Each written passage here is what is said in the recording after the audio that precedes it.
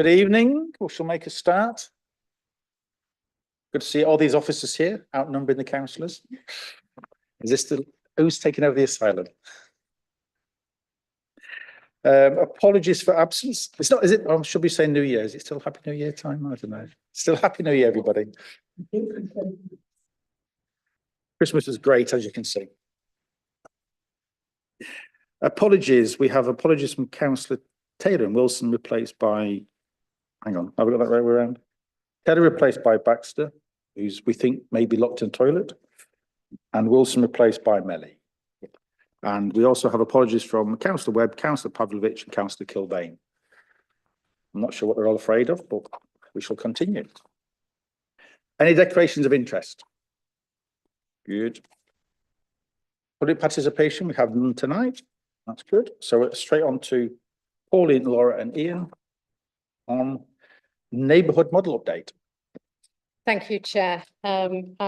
We've supplemented the agenda, which is in black and white, with the colour maps that are on the screen to refer to, and apologies that they weren't in colour. So if you recall, this committee received a report in November that preceded a policy decision on the principles underlying, the 6 principles underlying a proposed neighbourhood model that was approved by executive their 12th of December meeting.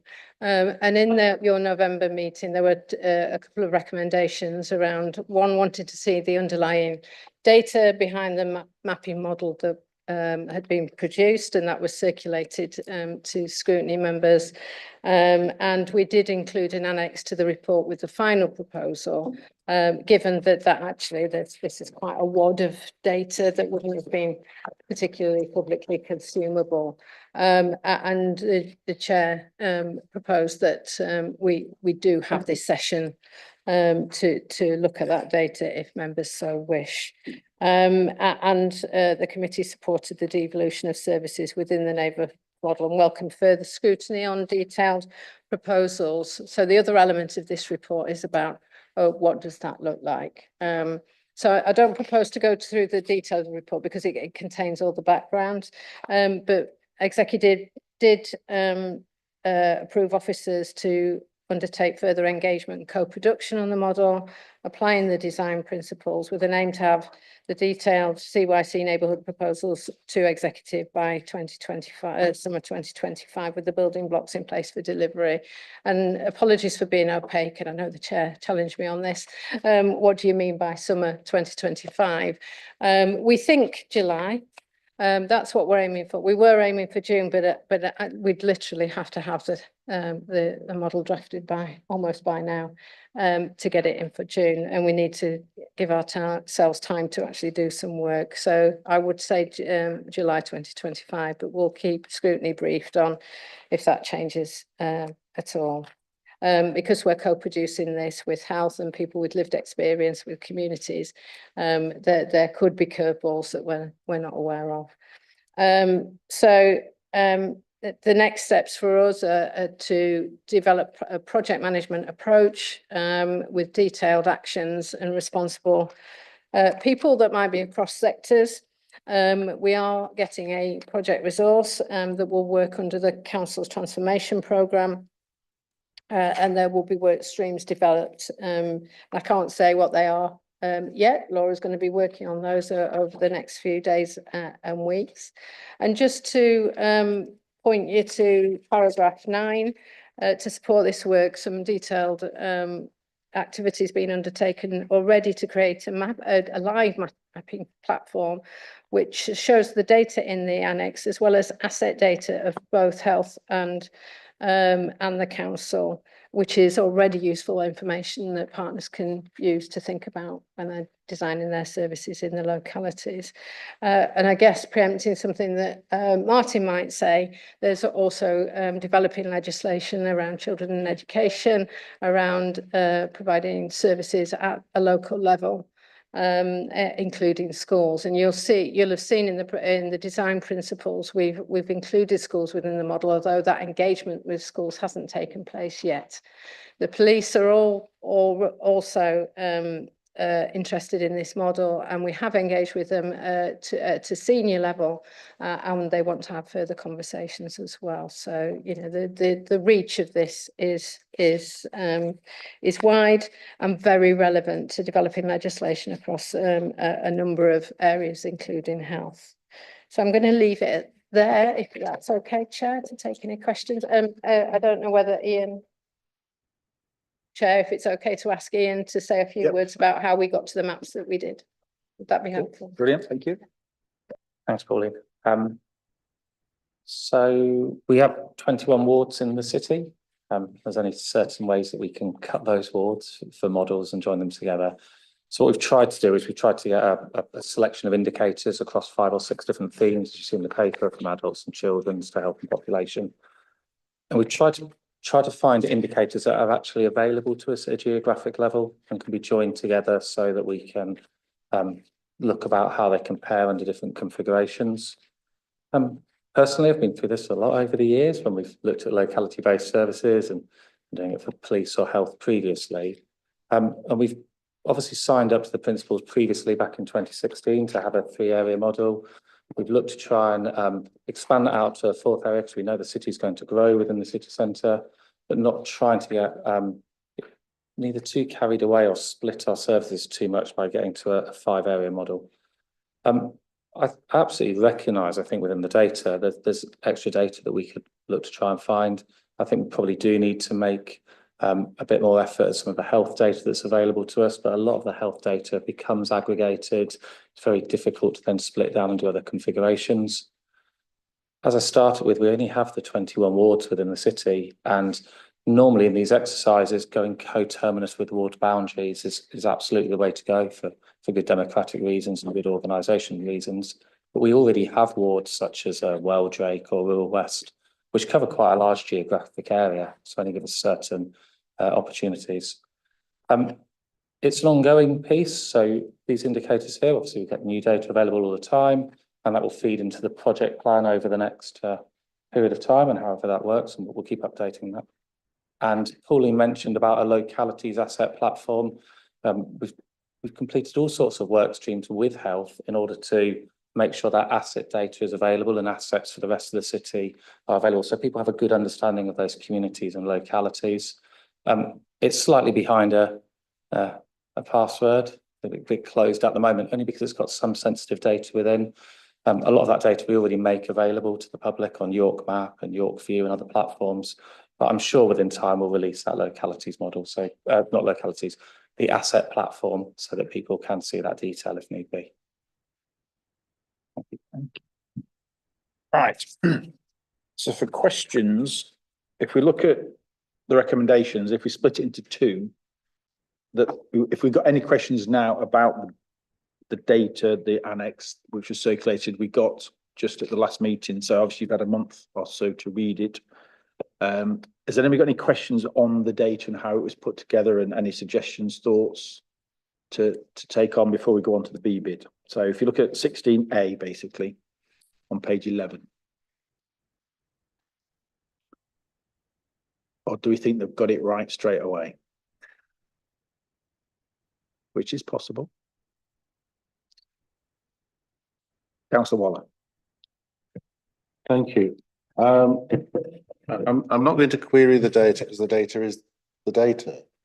But it's understanding what difference this process is going to make and how we'll see that come through in future information in data. So some sets are linked to the census that only happens every 10 years. Some data gets refreshed annually, some quarterly. So it's understanding how will we be able to see as ward councillors that, yeah, this now brings together a number of public sector strands, and that we can actually see the difference. And looking back to the Westfield project 2008, there were 34 different data sets, only some of which could be influenced within a lifetime. but there was a lot of effort that went into making that difference and measuring it. So it's understanding at what point we would see movement in a positive direction.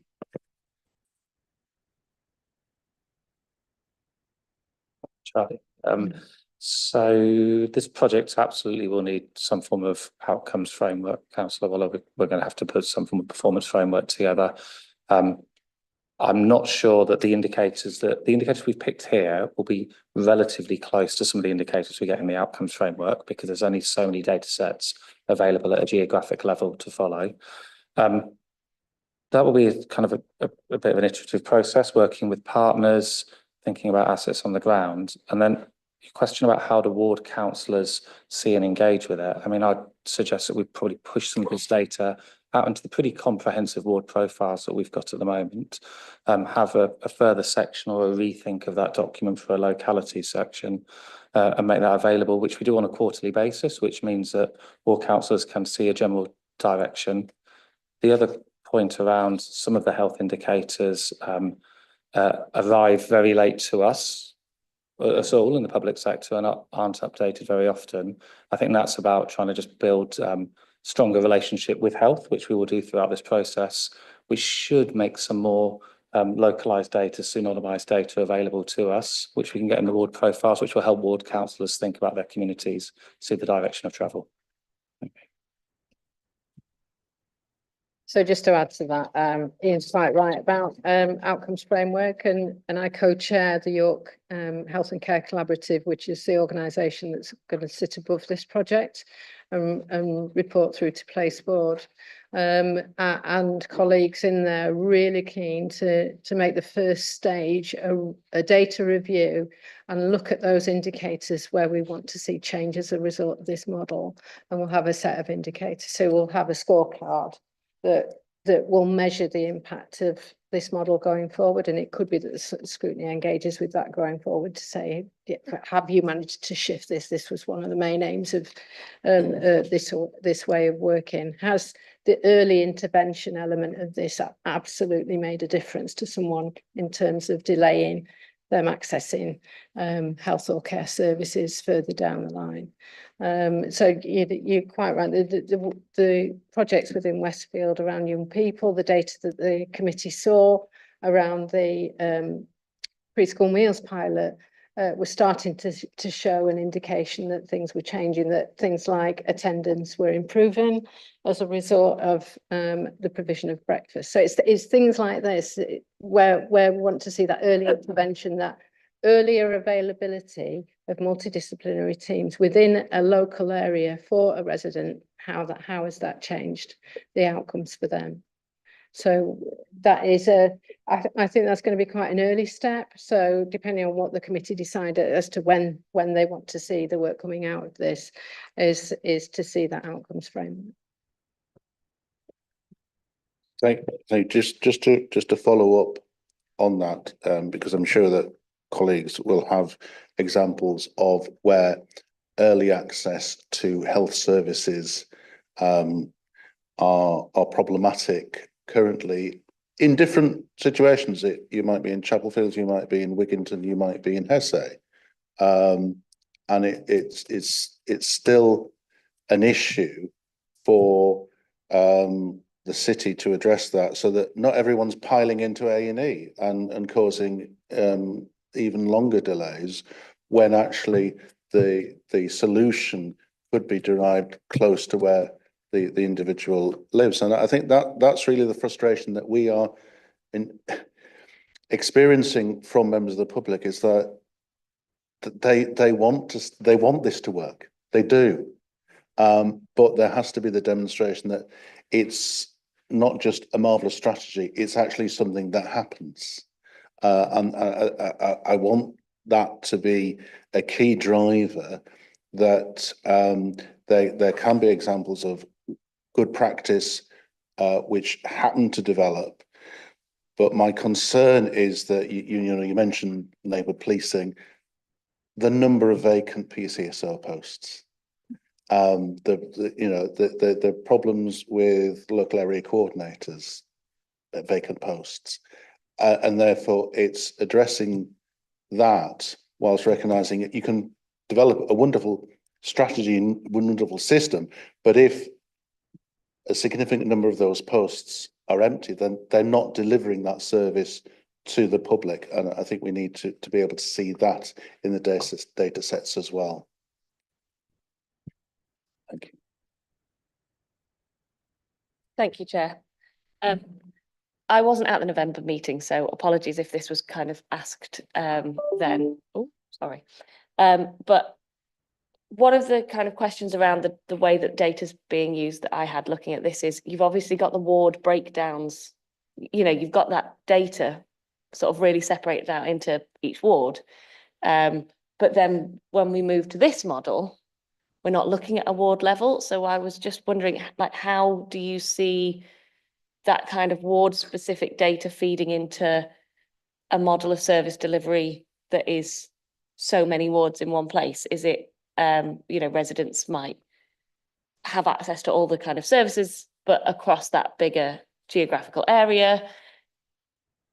You know, is, for example, we know that west of the city, Westfield Ward has, you know, a really specific profile within the data that's quite different to other areas in the west. Is the need going to be kind of managed by services that run across that bigger geographic region, or is it still going to be a bit more targeted within wards? I hope I'm making sense. It's been a long time since I've been at a meeting. With the exception of LACs, and in fact, LACs aren't, each ward doesn't have a LAC. We don't plan services on a ward level. We do tend to allocate resources more widely. Housing have been working to the 3-area model for quite a while.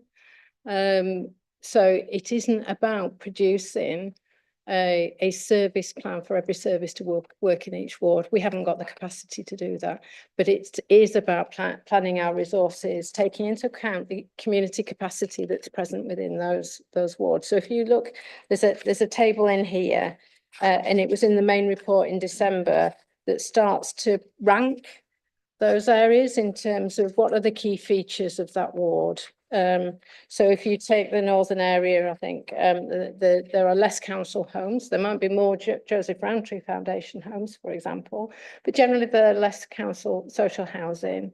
But there are more older people, but actually there's only an average number of GPs. So that we start asking ourselves questions on a wider basis around what the services that we want to operate in those areas, taking into account the capacity of the voluntary community sector, of residents themselves. Can we grow that capacity, and can we reduce down the level of, if you like, council and health services that necessarily need to be there, and can we refocus those into some of the other areas that might need those deeper services, because now we've got that kind of capacity within that area. So it's those kinds of questions that we'll start to ask ourselves as we start to design this. But this is about having a network of people, having the right people in the right place at the right time for local residents. And we will need to have a network of people that orchestrate that.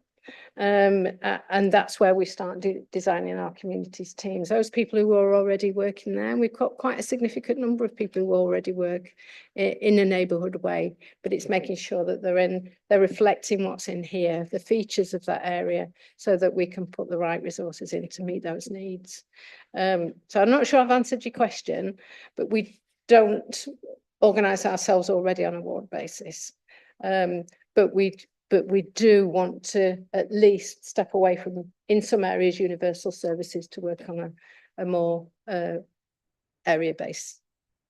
Is that helpful? Yeah, I think so. I think my kind of point underneath it to a certain extent is, even within these areas and within that service delivery model, there are pinch points, there are specific wards, there are specific places that have a concentration of needs that is different. So I think Laura was wanting to come in. Yeah, no, I was just going to follow up on that and say that obviously they're big areas, and within those areas we're very kind of aware of the fact that you're going to have some really affluent areas who have got parish councils, who've got very active communities, who've already got a wealth of volunteering and lots of things happening. And then there are going to be areas where there is more deprivation. And at a time when we've got limited resources, health have got limited resources, we need to follow the data and look at where that deprivation is and target services. So there will be some areas where obviously we can, you know, not have to funnel in all of our resources because they're, you know, they're managing and they're resilient and they're self-sufficient and they have enough happening. And then we follow the data and we target that at those areas that are more deprived, which I think is what you're getting at. Yeah, that does answer my question, I think, because it was more about you can kind of amalgamate the data, but then you lose the specifics of the data. Thank you. Questions? Anyone? Right. We'll move on to B then. How do we want to get involved? As scrutiny. As we said, it will be July before anything's ready, but we can get involved when we like, I understand. If we're going to get involved at the beginning, doubtful. Wait for a report, wait for an interim report. What's the views of where do we want to get involved? What's our involvement going to be? Working groups, briefing groups? Not at all.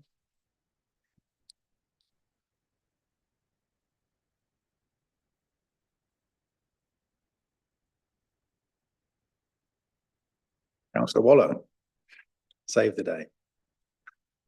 Thank you. I think it's important that there are regular updates to this group, because I think we'd like to see how you are involving ward councillors, but also residents' associations, parish councils, town council, and the multitude of organisations who make hubs happen wherever they are. And the benefit with hubs is that if you've got an activity that's happening already, it's easier for health to bob in for a you know, blood pressure checks or whatever, because the room's already open, there's people there, you know, then they know there's going to be a crowd there. So I think it's understanding how people will feel part of this solution, rather than what I don't want to see is in July, executive receiving a report about a whole host of working groups and workshops that have happened, but some people who feel that they had something to bring to the table haven't actually been engaged with. So I think that there does need to be this ability to capture all organisations in whichever bit of the communities around the city, so that they can see it's bringing people together. And the way to do that is to have these regular updates that we can see that, so that you're aware of how will this meeting that I'm in today, how will that help to produce this demonstration that a group of councillors representing wards from across the city can see, yes, it's of benefit to the people that I'm advocating for. Councillor Cuthbertson. Oh, thank you, Chair. Elsewhere in this agenda is mention of a project called Early Talk for York. And actually that would be, I think, in my opinion, a quite sensible structure to emulate this time round, in the sense of having working groups and individuals with particular responsibilities for investigating and accumulating data. I think that the structure of whatever working groups and subcommittees, if that's going to be such a thing, is yet to be decided. But certainly we've used that method before, and I think we can use it again. And there is some learning that already exists within the system that we can take advantage of. Thank you. Councillor Clark. Thanks, Chair. I'm not sure I know where I'm going with this, but I'll give it a whirl. When we met and discussed this last time, I think part of what the challenge of it was quite intangible, and I feel like it's still a little bit intangible.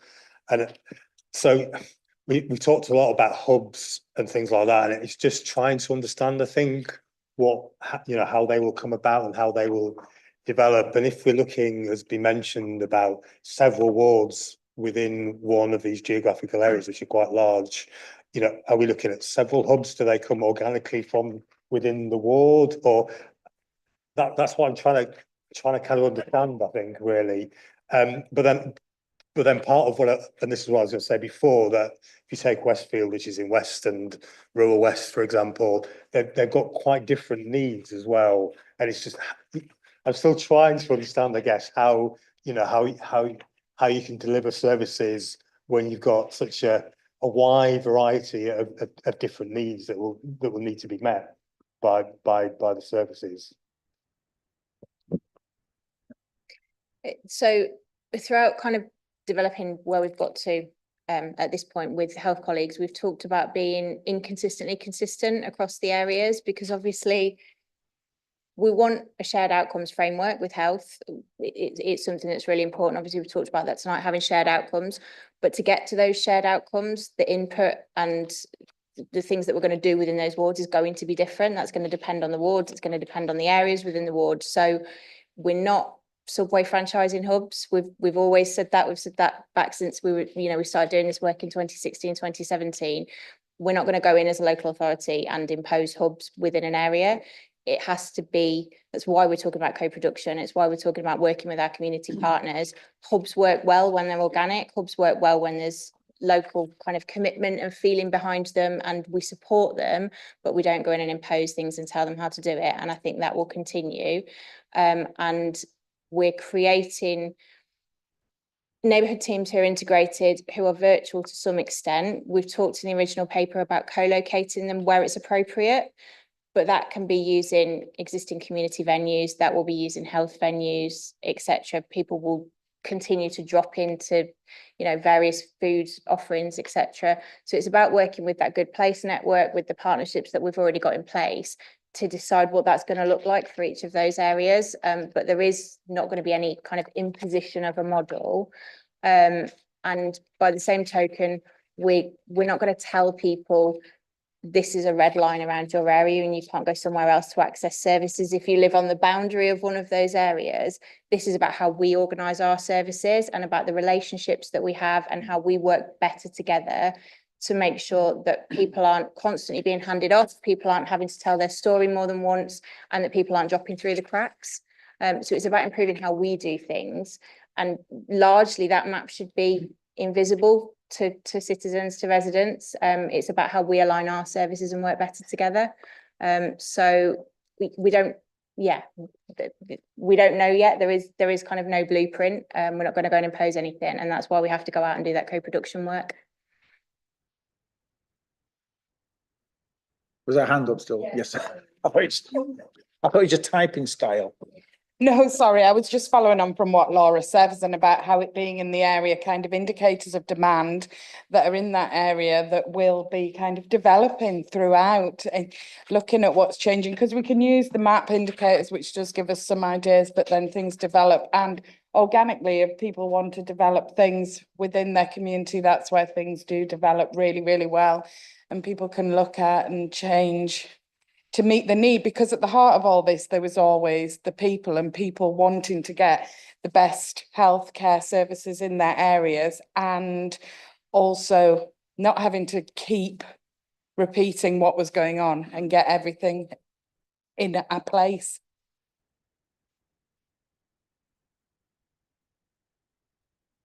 So that's to answer the question.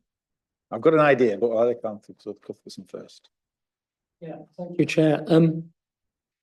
It just seems to me at the minute that even to this committee, the proposals lack some form, and I wonder if it might encourage us to home in on what it should look like by having perhaps an all councillor briefing session.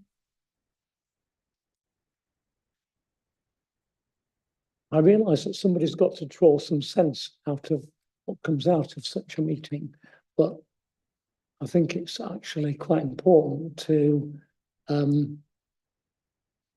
have a concise grasp of what we're trying to propose, and then how we might give it some form. And at the present moment, we're, with respect, sort of talking a bit round the point rather than actually addressing it. And I think that the kind of, for instance, the slides that are in the pack, somebody to go through those and actually talk members through them might be very useful indeed. I'm not going to say any more than that, but I think I've perhaps outlined where I think we could improve things. Views from anybody? Thank you, Chair. I have something similar, because you're right. I think at the minute, I think you touched on it earlier, Pauline, you haven't got your project resource is still being put in place. Your work stream's been developed. I just wonder if it's worth, once they're set and you know how you're going to work, is, and I was going to suggest myself, Tony is, sorry, Councillor Clark as vice, and Kathy Cuthbertson, because of his experience from what he did in the past, what he was telling me about before the meeting, if just us three met when you've got those in place to understand that, and then we come back rather than dragging you lot in to say, right, we think we should have an all-member briefing, we think we should have a working group. But I think if us three got an understanding and then come back and said, right, this is how it's going to pan out, this is where it's going to finish in July, and see where we can then come in with what can Scrutiny look at and what a part we can play, is my idea to get us through. Because I think you're right, Councillor, we could talk a lot about, but we actually don't know what it is that's on the table yet. We've got some good ideas ourselves. There's no one said anything that's not a good idea, but we don't know where it fits in. So are people happy with that us three meet with the officers and then come back with, we think this is where we can then delve in and get really deep into something where we've all got an interest and a view? Well, happy with that? Brilliant. Are you happy with that? Does that work for you, Pauline, and your team? Yeah, we'll probably arrange to meet with you Sometime down. to give you some progress, even if there's not any Yeah. final products at a set time appropriate that you Yeah, think, if just that's when okay. you know where you're at, Yeah, because otherwise we could talk a long time about yeah, where you're going to get to where you're at. yeah. Because if it's going to take us to July to produce Yes. the action plans, then you've not had any feedback. Hello, just discussed that.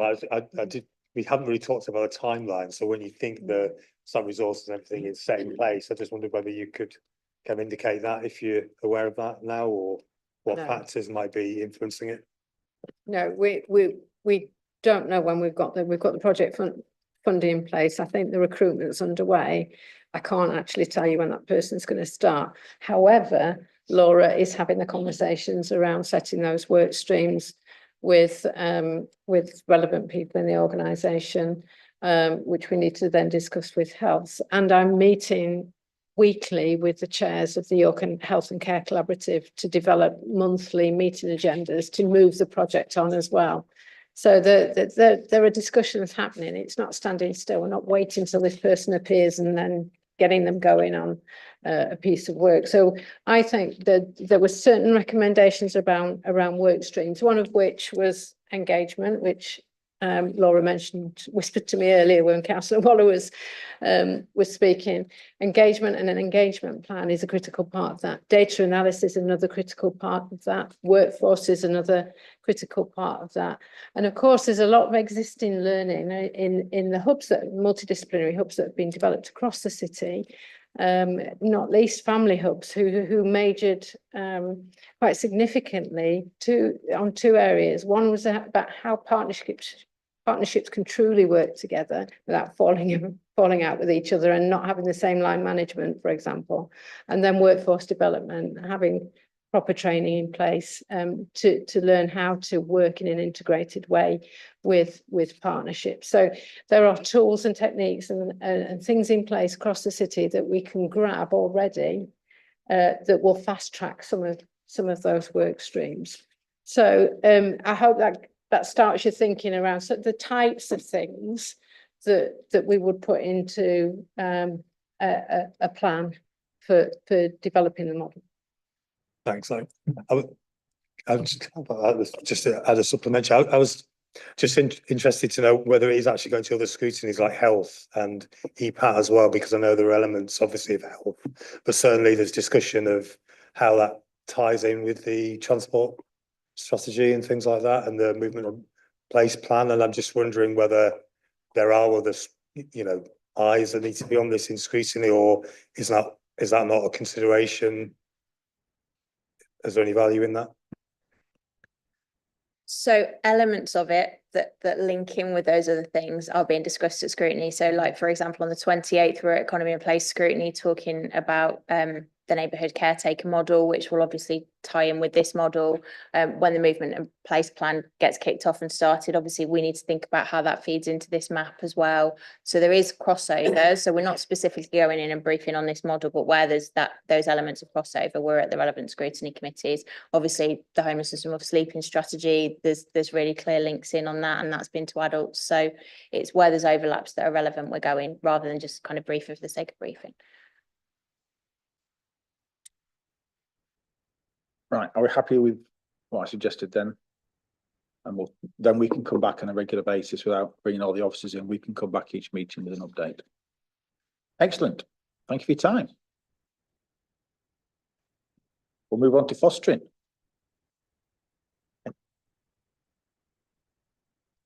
Do you want to go find her? She's not in the toilet. Oh.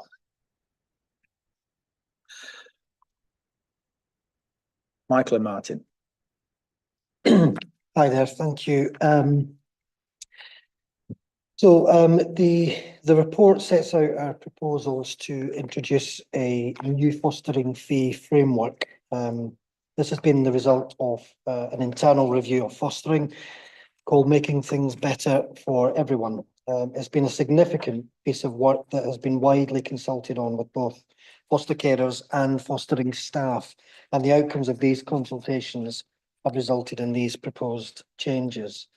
As part of this work, analysis was undertaken with a range of other local and regional authorities to enable us to position these proposals appropriately.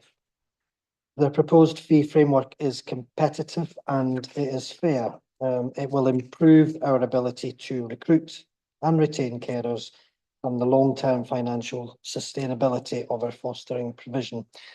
It will be presented to the Council Executive meeting in February for consideration and decision.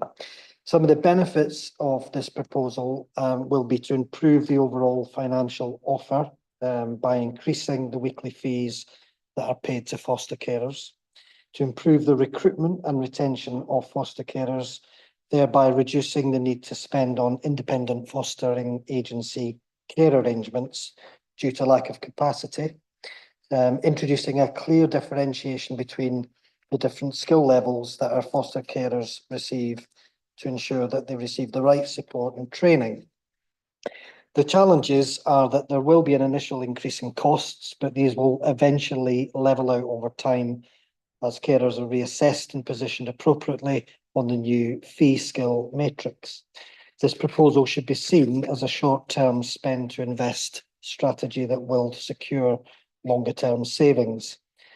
Any significant change is likely to cause some uncertainty and anxiety within the fostering service, both for staff and for carers. However, this has been mitigated as much as possible by involving foster carers and staff fully through a consultation process.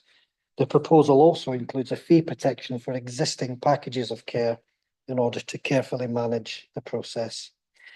The City of York has statutory duties under the Children Act 1989 to provide sufficient homes to meet the needs of children who are being looked after and whose circumstances are such that it would be consistent with their welfare for them to be provided with accommodation that is in the local authority's area.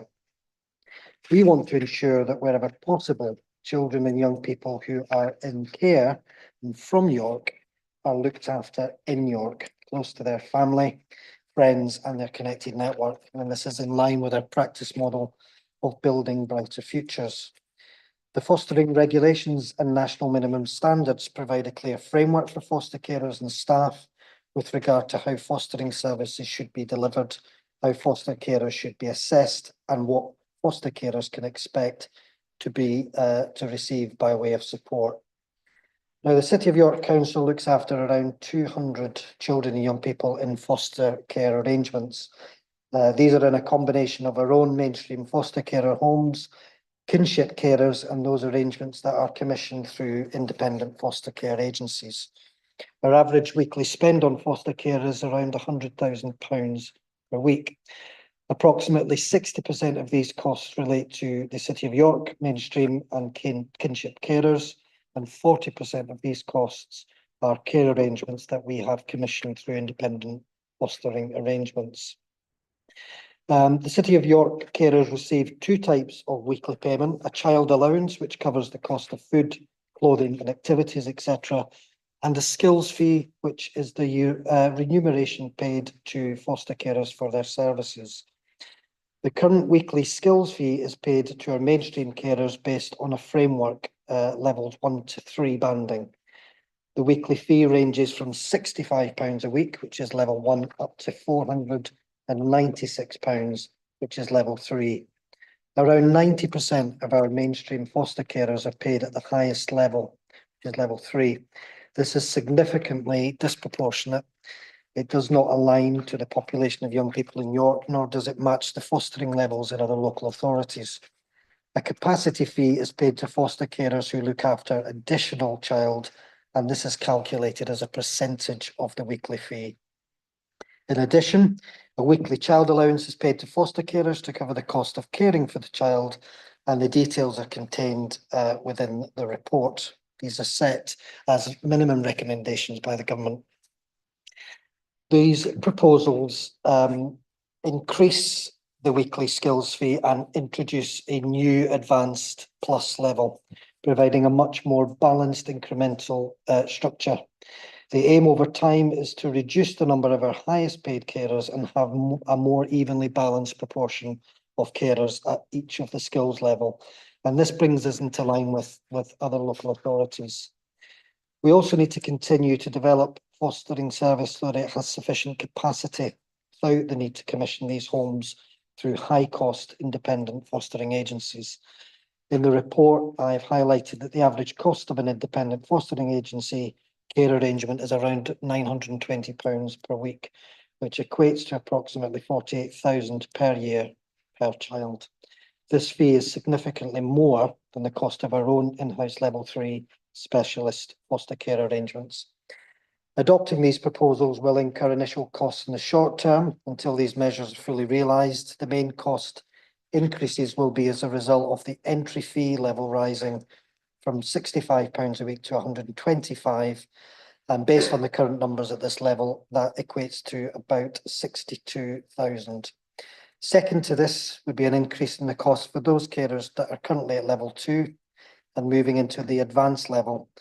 That is currently 22 carers moving from a weekly skills fee of 173 to 250, which is an annual increase of 87, bringing the overall cost of 149.5.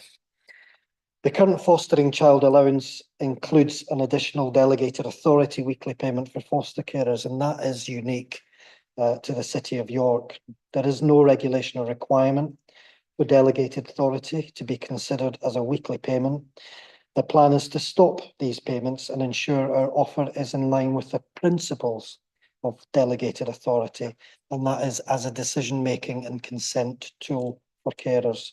This will create an annual saving of around £100,000 a year.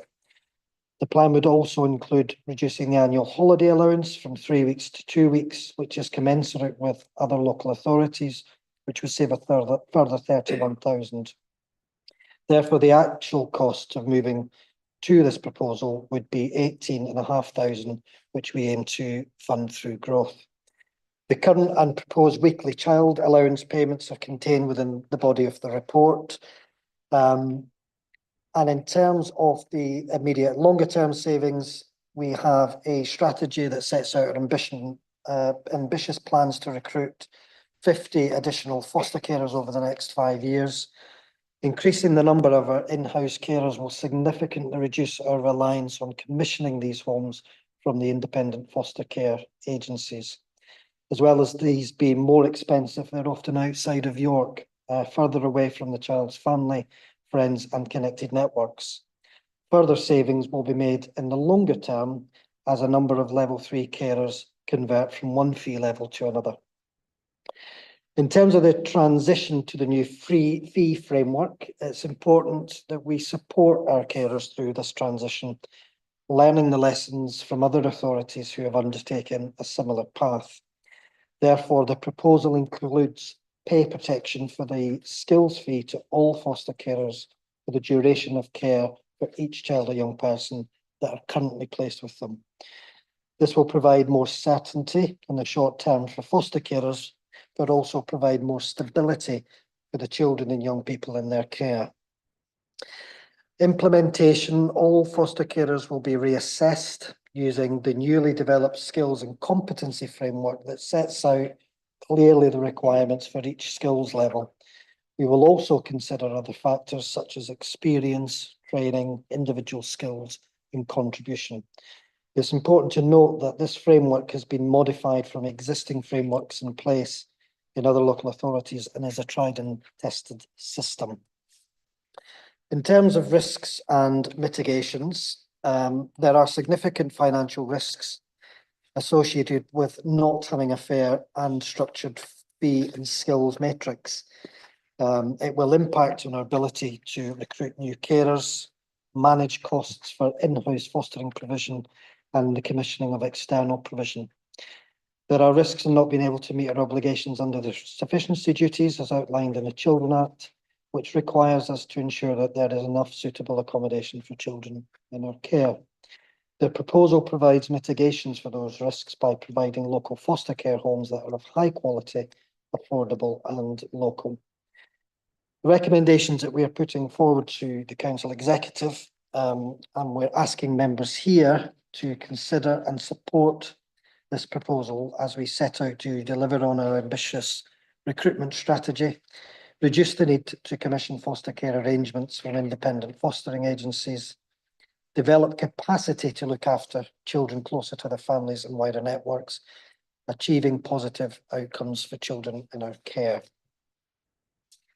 And I think that is just a brief summary of what is a very lengthy and detailed report in the pack. Thank you. Very good report, and thank you for answering my questions already. Pleasure. Open up to questions then. Councillor Crawshaw, Councillor Melly, Councillor Bullock. Thanks, thanks, Chair, and apologies again for arriving late this evening. Thank you very much. Really clear and well set out report. And I don't want to go into lots of the discussion that we had at the last scrutiny, or the last but one scrutiny. So the one thing that I just wanted to sort of pick up on and perhaps see whether we could make a recommendation or just a request to the officers. So there's language in this report, particularly paragraph 36 on page 71, sort of jumped out at me, which is about York being competitive. And I completely understand why that language is used in this report. But I think I mentioned last time about the concern that children and young people may see some of the messaging or some of the language around this proposal with foster carers and some of the way that they may see or interpret when we're sort of trying to encourage people to become foster carers. And it's a great job that they do, but there is a financial cost to being a foster carer. We do need to show that the costs can be covered, maybe not in total, but in part. So what I'm wondering is whether or not when we come to doing the communications, particularly any communications that may be public, if we can have a mechanism whereby, whether it's Show Me That I Matter or the Corporate Parenting Board, but essentially the messaging that's going to go out into the public domain goes in front of some of the children and young people who may be directly impacted by it before it becomes more broadly public, so that there is that opportunity to just say, well, hang on, I feel uncomfortable about that. Could you tweak it in this way or that way? But otherwise, I'm happy with the proposal. I think it's option 3 that's being recommended, and my sense was that that was the sensible way forward. Cool. Councillor, do you want to come back or no? Just listen to it? Cool. Councillor Melly. I think that these proposals seem very sensible. They seem like they'd have better outcomes for children and young people, which I think is the most important thing. If it's a kind of like an investment to save financially as well, then that's, yeah, doubly good. And when budgets are tight and it's a struggle to balance budgets within each year, being able to invest to save in future years, I know can be tough, but long term is sensible. I just want to be sure that spending this much money will actually then lead to the savings in the future though. So I was just wondering whether payment level is the main barrier to recruiting more foster carers. If the idea of increasing these payments to such an extent is to have more foster carers, do you know that it's the payment level which is that barrier? I know from personal experience, I get a lot of targeted advertising online and on social media and all sorts of places for all sorts of foster agencies. I wouldn't be surprised if there were lots of people considering fostering who didn't know that the local authority had their own ones. I don't know whether agencies recruit differently or have bigger recruitment budgets or what it is, but do we know that it's the payment level which actually is the barrier to recruiting extra foster carers, which is what is going to lead to the savings long term? Thanks. It's a barrier. It's not the only barrier. When we did the scoping exercise, we looked at 12 other local and regional authorities. Our entry fee was the lowest out of 12 at £65 by quite a considerable margin. So our highest fee that we pay for our level 3 carers was in the top 2. So we were getting it right at one end of our fee structure, but getting it badly wrong at the entry level, which is where obviously we recruit new foster carers. So fees are important, and you're absolutely right about the targeting recruitment. We've also been doing a significant piece of work and are about to launch a digital marketing campaign. So we've just agreed to start on the 13th of January. No, it's the 14th today. The process has started as of yesterday in terms of working with a company called Can Digital that we secured through the procurement. They're going to do lots of work with us around getting our digital footprint out there because we are behind with using social media. And on top of that, we've just developed a new website. So I think it is a barrier, our fees, but it's not the only issue in terms of recruitment. There are other things that we need to be doing in order to catch up. Martin. Yeah, I think Let Martin answer. just to add and to perhaps answer your question a little bit more around will it make the saving? I mean, this isn't set out to try and make a saving. It's certainly set out to try and balance the system and to make sure we can recruit at the early stage of a foster carer's journey. But will it make a saving? Absolutely, it will. I think the average fee for an independent fostering agency is £9.20, which is set out in the report. It's often considerably more, and we're often at the hands of the market on a daily basis, really. So demand completely outstrips supply nationally, and depend on how that demand fits on that particular day will almost depend on how much an independent fostering agency is likely to charge you. It's literally that challenging. I think that there is no set fee within the independent fostering agency. They can charge literally whatever they want, and we know that increasingly what we're seeing is that cost increase fairly substantially, and often for perhaps young people that aren't the most complex of young people to look after. The other bit that will be significantly cheaper is obviously when we've got a child place in places like Birmingham and other parts of the country, we've got all the additional costs that we haven't costed in here around social work visits. A social worker needs to visit at least every 6 weeks for a child that's looked after, an independent reviewing officer that needs to go and see a child. So all of those additional costs that we haven't accounted for purposely because it becomes really complicated. And then finally, the most cost-effective intervention for the child is to make sure that they go back to the family and the network over time. So seeing fostering as a bridging arrangement whilst families are going through that difficult period of time. It's really difficult often if a young person's placed outside of York to maintain that relationship with the network. If you're placed in Birmingham, trying to get parents and the child beyond all the technology that we can have to talk to each other, to sort of spend time with each other. So the likelihood is, and I've not got any science behind this, but I think the likelihood is that when children are placed locally, there's much more opportunity and likelihood that that child will come out of care much more quickly and go back home. So I think the overall cost will actually be cheaper almost from day one, really. I don't think we'll need to wait for that to happen. You got supplementary? Sorry. Nelson, sorry, Councillor Nelson, did you add yours answered to your supplementary? I was just going to add something else, but if Separate, Rachel okay. wants to, Councillor Melissa. within a supplementary.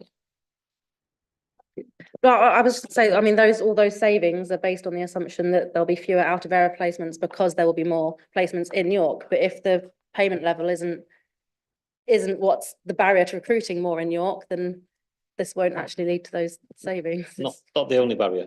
So it is one of the barriers, I guess, and what we're trying to do is making sure that this is part of a whole package of making sure that we support foster care as well. You know, the best recruitment for foster carers is a foster carer.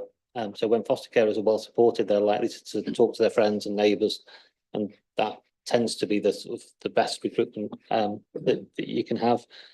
You did mention, you know, is the marketing budget significantly different? There are some, certainly one of the biggest fostering agency in the country, certainly used to, I'm not sure what they still do, but purchases a badge on a Formula 1 car, which my understanding is about £250,000 by comparison to our £30,000, I think, that we invest in marketing. So some considerable difference. I think what we do rely very heavily on is, you know, we see foster carers as our fourth emergency service, local, their civic duty, all of those things that we want to sort of build on in terms of making sure that people aren't just doing it for money, but we absolutely want to make sure that they're rewarded sufficiently, that we don't want to discourage them. And I think, as Michael said at the very beginning, in terms of getting foster carers through the door in the first place, our fee level is absolutely terrible. So I think if we get that right, but actually we know that we've got lots of other bits of the system that we've got to get right to make sure that we recruit and keep foster carers in the system. At a time where nationally we're seeing a significant decrease in foster carers for all sorts of reasons, including, you know, it's fairly obviously common now for two carers to be at work full time, and therefore not necessarily have the time to be at home to look after a child that maybe needs a little bit more time than if it was your own child. Councillor Nelson has now remembered a supplementary. But it was more, I was depending whether it was still relevant. I was just going to add, because I've had the privilege of seeing this already through one of the other roles that I do as a counsellor. And in the discussions with the foster panel and, you know, Michael, when he came to present this, I think one of the things that perhaps isn't that clear in this report is, so at the moment, as Michael said, 90% of foster carers in York are paid at that top rate. But the way that the system works at the moment, that doesn't mean that there are always kind of the right places for the most complex children in the city. So the kind of fee level and whether it meets the specific needs of specific children don't always align. But one of the things that I think is really brilliant about the way that this new framework will work is for all foster carers, there is still that option to have that skills payment of £500 a week, roughly. But there's that, as long as the support and training is there, in order to reach that, is it advanced plus level, foster carers are going to be supported to become more specialist, to take those most complex children that at the moment, even level 3 carers sometimes are not able to cater for. And equally, at the moment, there is no like movement back down through the levels. So for a carer who has been with us for a really long time and has reached level 3, that is, you know, amazing. And it's really great that we reward them so well. But actually, you know, different circumstances change, kind of needs change, the level of care and support that they are willing or able to give to different children at different times changes, but at the moment the fee structure doesn't change once you get to that top level. So I think something that for me is really good about this is everyone, as long as there is that option to do that training and have the support to become those extra specialist carers, everyone still has the option to receive those payments, and actually better than they have at the moment. But in order to be in that specialist level, it's about being able to kind of support children that are at the moment, even though we have 90% of carers at level 3, not being able to be placed in York because of their needs. And the payment protection is for all children that are currently placed. But when those placements end for whatever reason, there is a way for people to go up and down that scale, which just doesn't happen at the moment. So I think that's perhaps another place where there might be some movement in what the council is paying at different times to different carers. But I think that the really wonderful thing is everyone still has the option to put themselves forward to become those specialist carers to meet those really specialist needs that we have. Makes it more likely to keep those children in the city, but they also have the option not to train to be advanced plus, sorry if I'm getting the level wrong, and still stay at essentially level 3 at a slightly different payment level. I hope that makes sense. Councillor Waller. Thank you. I think the principle of working to ensure that resources are spent on providing support for young people rather than providing money for agencies is a key one, and ensuring that young people stay within the city as much as possible is certainly one that's been emphasised over the last 2.5 years, 3 years. My question is in relation to the difference between kinship carers and foster carers, because if you're entering fostering, it's in a general sense of I would like to be a foster carer, whereas kinship is less predictable because it's in response to something happening within a family. So it's understanding, are there significant differences in recruitment and support of kinship carers versus the people that you're drawing in as more general foster carers? And does this proposal meet that experience that you've observed with issues that you face within the city on getting kinship carers? Thank you. I mean, we're quite lucky in York in the sense that quite a significant percentage of our foster carers are kinship carers, and we absolutely think that is also the way to go. We want children and young people to be within their families and within their connected networks. And I think you're right. Foster carers, mainstream foster carers, often approach the authority to become foster carers, whereas kinship carers often find themselves in a situation where families are approaching them to look after a member of the family or extended family. So it's a very different route into fostering. However, the same opportunities exist for kinship carers to progress as mainstream carers in the same way as foster carers.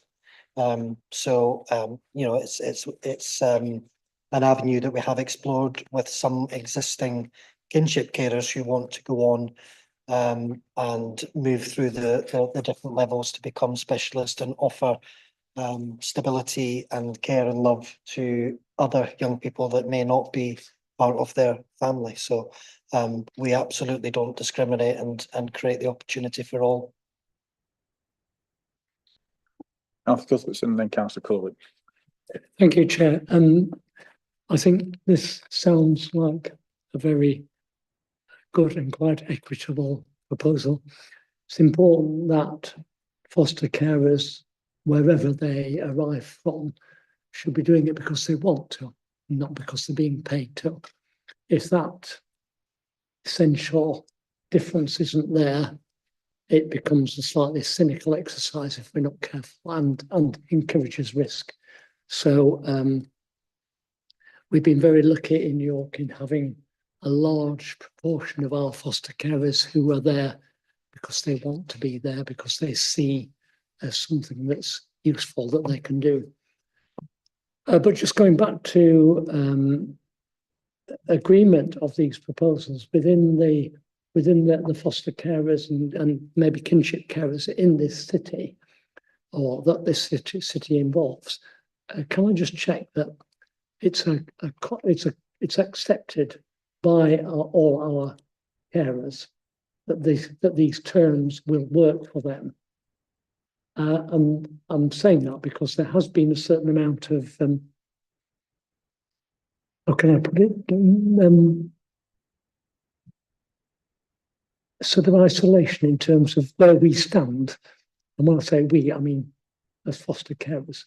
And I would just hate us to find that this is not actually acceptable across the board. Thank you, Chair. Thank you. Yes, we've certainly not had received any objections or concerns about the proposed framework. We've had a number of open consultation events which have been face-to-face that we've ran both during the day and into the early evening to give the maximum opportunity for people to participate. We've had a dedicated email address that was made available to all foster carers so that they could contribute if they couldn't attend.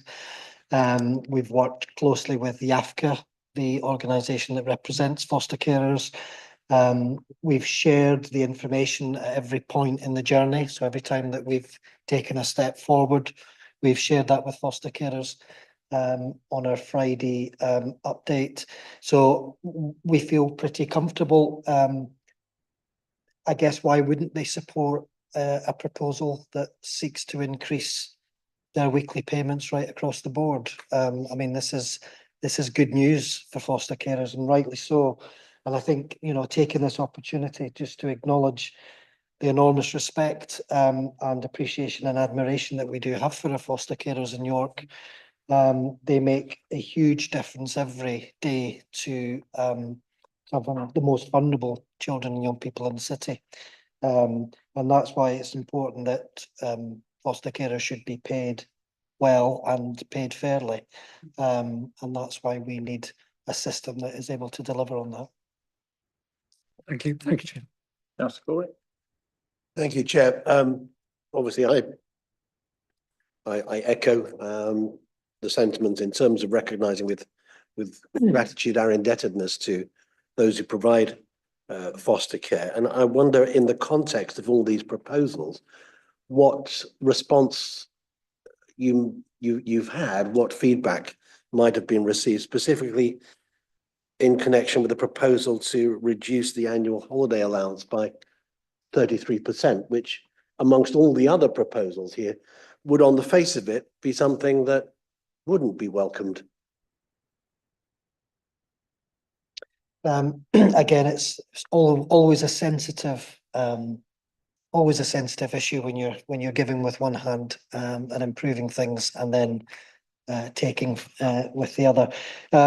We talked very openly about it with foster carers in our consultation events, and moving to a 2-week holiday for the children and young people in foster care is the same right across the board. All other local authorities that I looked at provided a 2-week holiday. York, the City of York decided to at some point increase that to 3 weeks.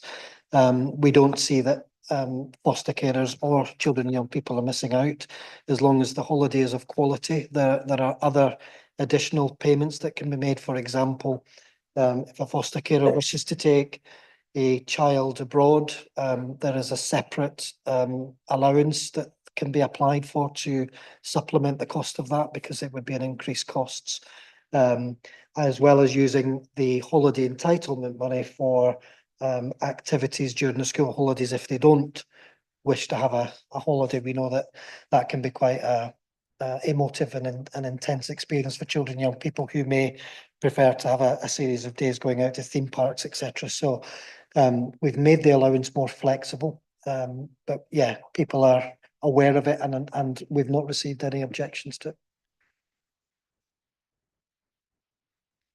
Martin, sorry. I think just very quickly to add, I think there's obviously some wins and losses to this, and trying to get a balanced system. I think paragraph 37 is really important. I think since I joined the authority 2.5 years ago, we were approached by the group that represent foster carers in the city, extremely concerned that they haven't had their fee increased on an annual basis in the same way as the majority of us do in terms of employment. And that has been the case for a good number of years. What we've suggested in this report is that we will increase the annual fee by inflation, as long as that inflation stays under 4%, recognising that inflation can go wild for a few months. So, you know, keeping on track with CPI. So we're also addressing with foster carers the fact that they will see a regular inflationary increase, which won't be debated, negotiated. It will be something that they will get as a permanent offer. And again, that keeps us more consistent with other local authorities around us. I think the other thing, just going back to the annual leave, I think it's really important that on the whole we want children to stay in their foster family 52 weeks of the year, as to be seen part of the family. So I think that also fits with that sort of methodology of recognising that people need to have leave, and making sure that's paid for, but also encouraging foster carers to keep children all the time during the period of looking after them.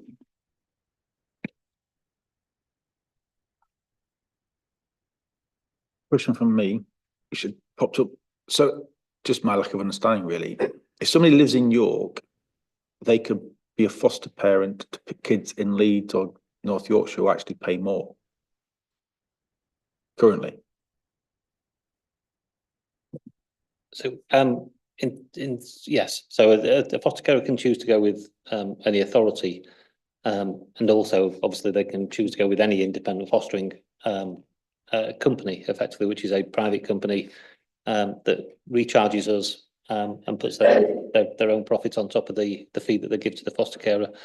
There is some changes coming nationally in terms of we're looking towards a national approach to recruitment, and certainly to much more towards a regional approach. So we are seeing increasingly an expectation of government to move into what we call regional care cooperatives. We are having discussions as a region based on certainly the ICB footprint, as to whether we want to think about how we market and recruit foster carers. And the idea would be that as those foster carers take an interest, they would go through to a sort of central team that are just focusing on that marketing and recruitment element. They would then be passed over to the postcode area of the area that the foster carer lives in. So actually that would increase the uptake or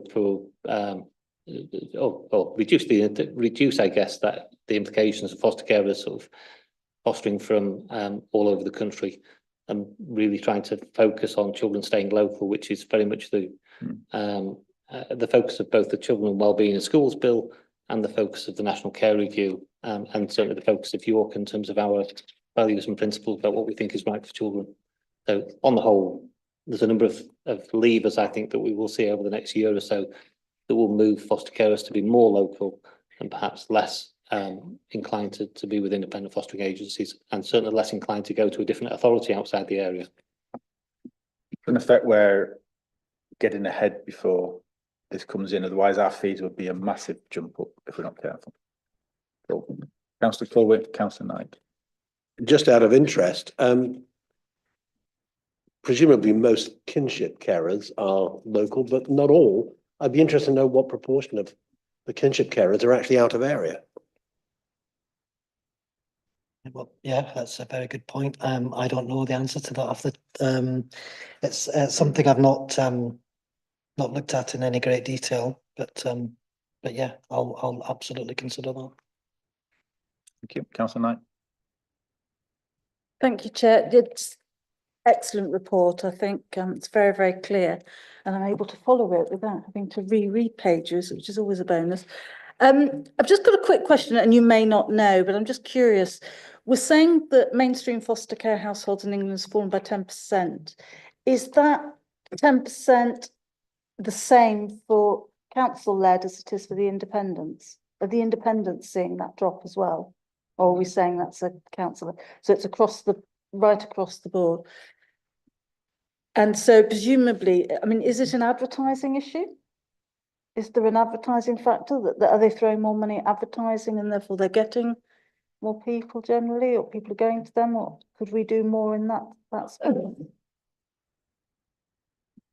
think it's multifaceted. I think, as I said earlier, I think partly because of there's been a push for a good decade now for all adults to work, and therefore not necessarily having a carer that is at home. I think fostering for some young people it's a full-time job, and we've recognised that in terms of the top level that we want to attract foster carers.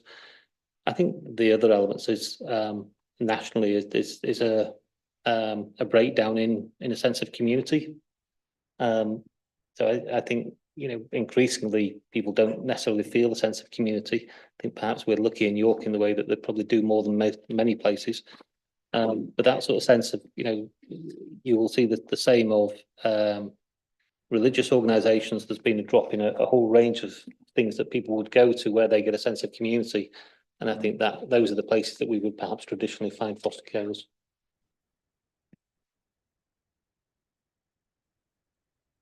Right, are we happy to choose an option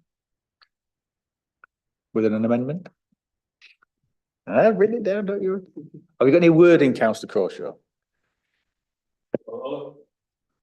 All I was going to suggest was that we, as a committee, recommend option 3 and just add in that, and I mean, this would obviously be with officers' input and consent, but I think we just need to add something along the lines of any communication that is to go public should be taken to an appropriate forum for children and young people to consider in advance.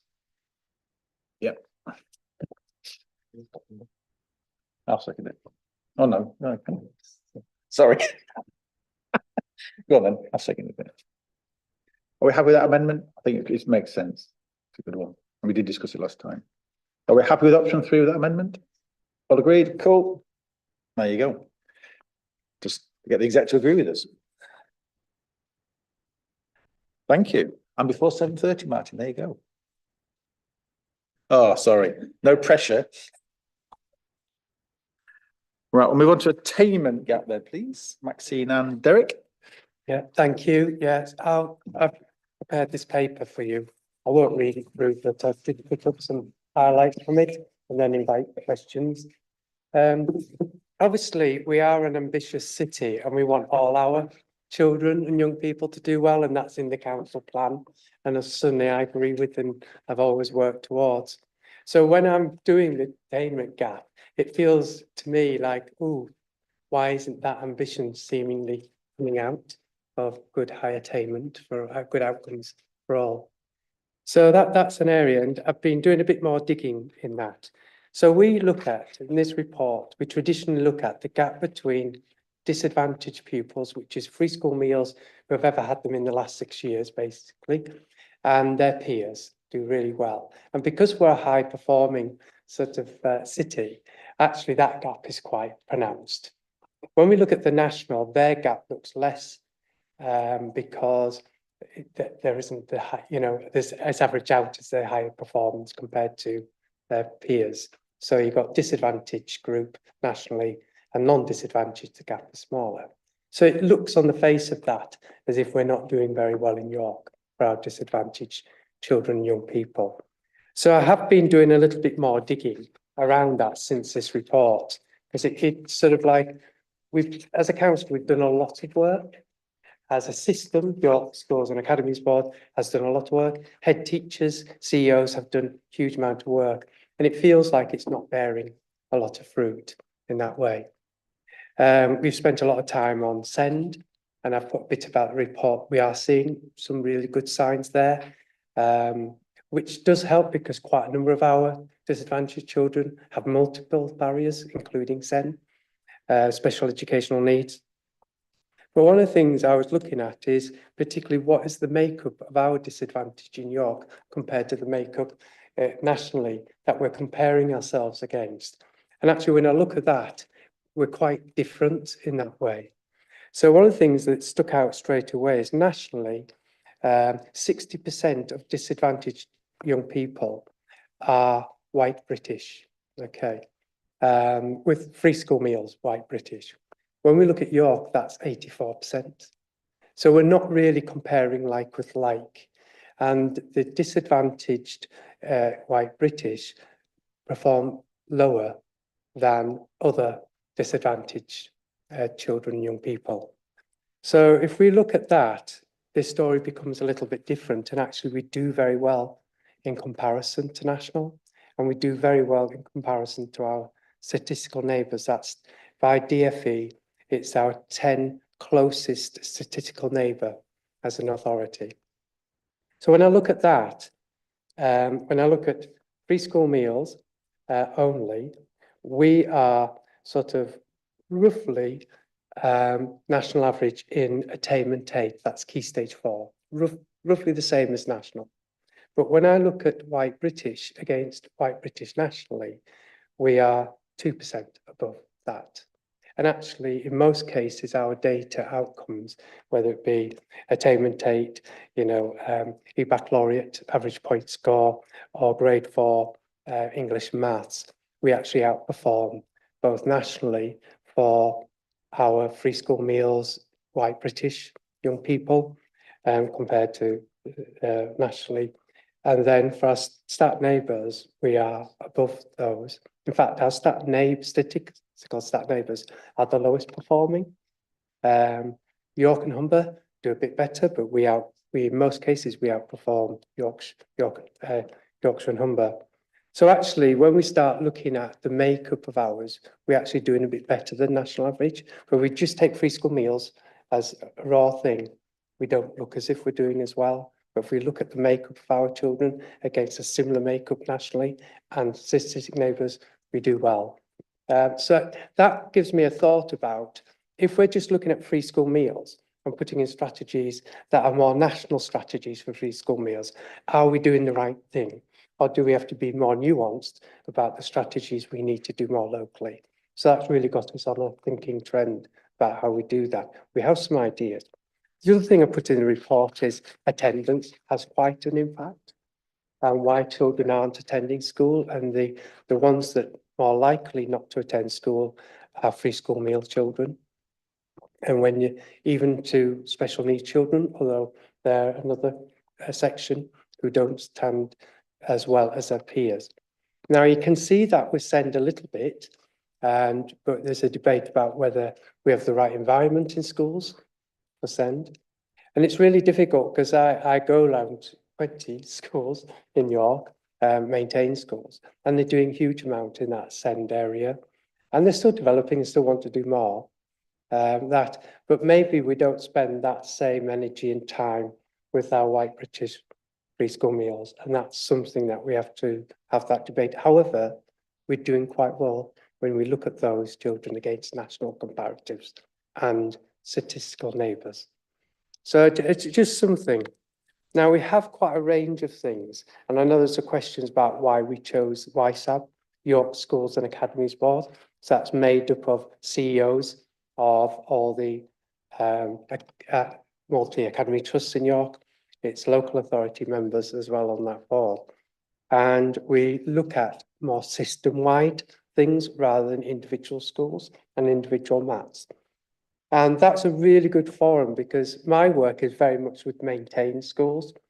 So I'm only ever going to influence a third of schools, whereas we actually need something more system-led across the whole authority for all our children in York. So that's where York Schools Academy Board. And we chose these because obviously attendance and the impact it is having, particularly on disadvantaged children, free school meal children, is a big thing. And we know statistically they don't do as well. So we've chosen disadvantage as one of them. Obviously attendance, the poverty proofing bit really comes in about why children don't find school as a place to be. Some of our children, not all, because the vast majority go to school and find it a really good place. And we've Ofsted mirrors that children love going to school by and large in our city.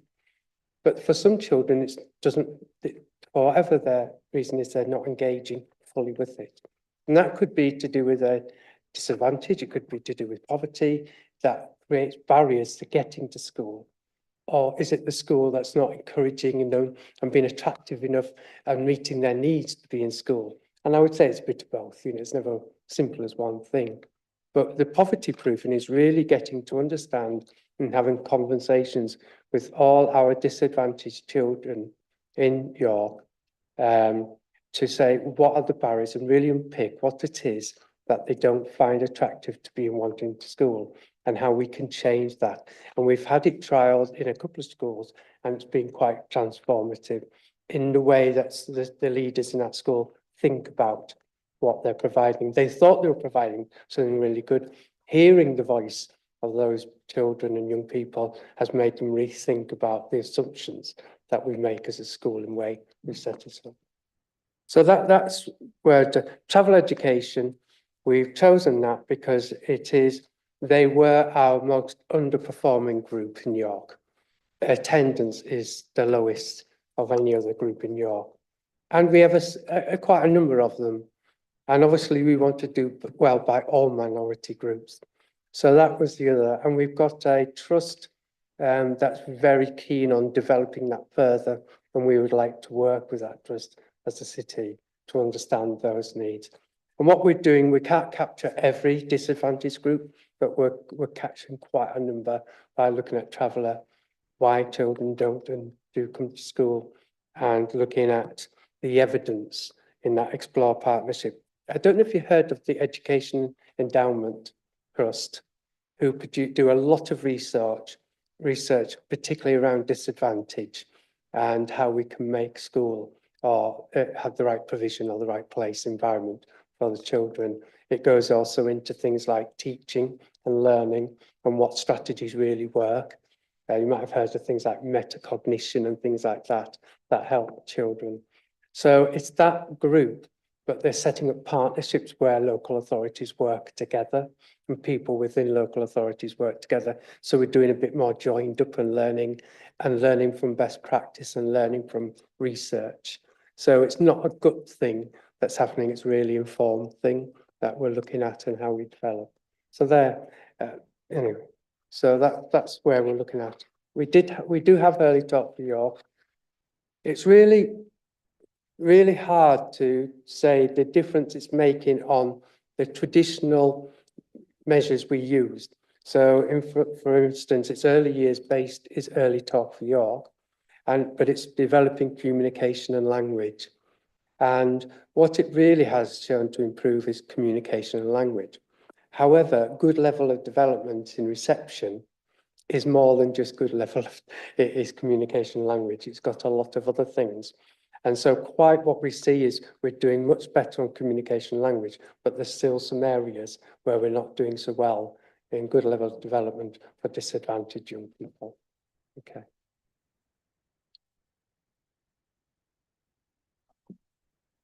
Could I just very quickly add, I think York is also, I guess, struggles in the fact that because we don't have large numbers of disadvantaged groups, we don't therefore receive the additional funding that many authorities or local areas do. It's not just about the authority. So, there's some really good examples, very recent examples, I think, where there's huge differential between local authority areas, where there's marginal gains, aggregated marginal gains across health, education, social care.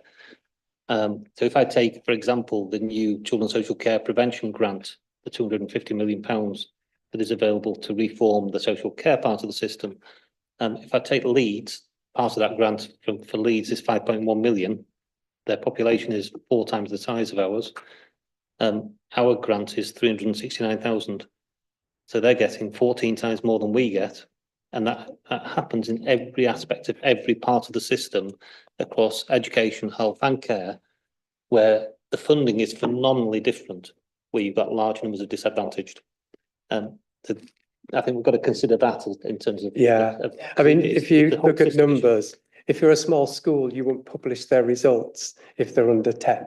It's because statistically one child, it's 10%, just makes a huge difference to the overall result. And when you think that I go into schools where they maybe only have one child that's disadvantaged, and if they get it, it's 100%. If they don't, it's 0%. So that's a vagaries of, statistics.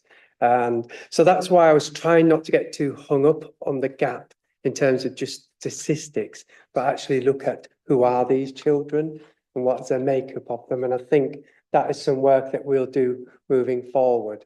The other thing is that we use KPI machines and statistical neighbours in this field of work that we do. We don't have it. So we need to be talking to business intelligence about how we can have some more nuanced data that helps us understand our cohort against similar cohorts rather than a national cohort that's quite different.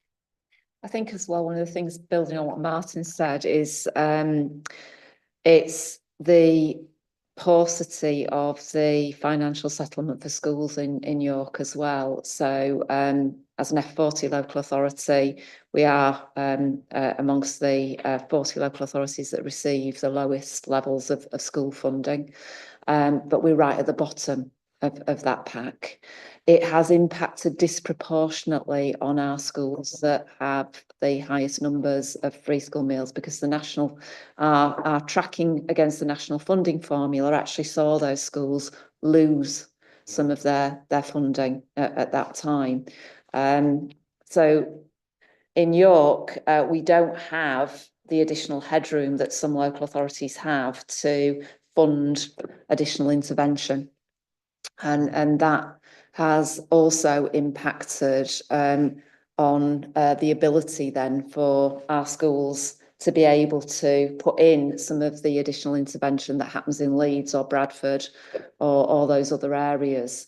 I think once we got under the data and started to look at what was happening with our predominant white British cohorts, the picture looks an awful lot more positive in terms of what our schools are actually doing to improve their outcomes.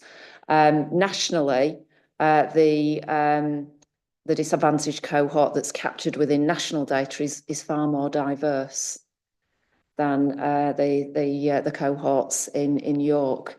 But we do feel that this is giving us a much more accurate picture of what our schools are actually doing in terms of delivering outcomes.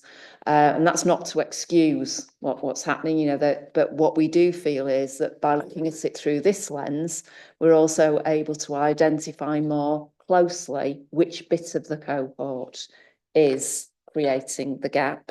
And then we can become much more nuanced and targeted with our schools around and what will close that gap, which is the value as well of doing the work with the Education Endowment Foundation and partnering with Huntington Research School, so that we can actually be a lot more evidence informed about what's the next steps in terms of, right, we know which bit of the cohort it is now, what's the evidence telling us about the high value interventions that can actually make that difference. Because as Derek said, there are schools in York where that disadvantaged cohort is really small. And so, they'll literally have a couple of £1,000 in their budget, which is there to support those children. And then, you've got other schools who have got significantly more disadvantaged children.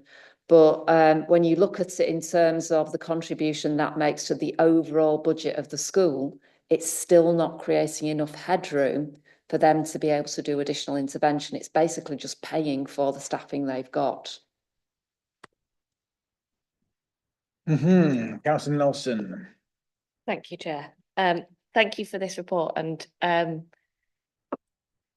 you might have noticed me sort of wincing every time we say that, like, actually, let's not concentrate on the gap. I really appreciate what you've done with the data, because even though it just always makes me wince that this gap in our city exists, and that it is in many ways worse in key areas than elsewhere in the country. And I don't think that's acceptable, but I'm fully aware that we're the lowest funded per head local authority in the country for schools. I know that we don't get those other bits of funding. It is useful to compare that white working class kind of British cohort against other authorities. And actually it is sort of good to know that when you do that, things look slightly less grim, but they don't really, they still look grim. And Yeah. and I think one of the things I was just wanting to say is like, it concerns me that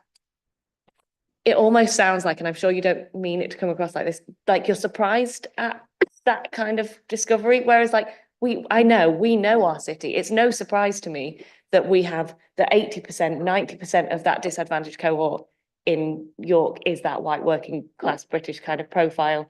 I know, I work in education in Leeds. I know that that's not what it looks like in other cities. It sort of makes me think, like, of course we need to be targeting our interventions at that specific cohort. Were we not doing that before? Like, is this something that we've only just thought of? And No, we were No. doing, we did a lot of interventions. Actually, it's become harder for schools to do interventions because they're actually reducing their workforce quite a lot, but that's another story. But typically it's hitting teaching assistants that deliver quite a lot of the interventions. So that is an issue.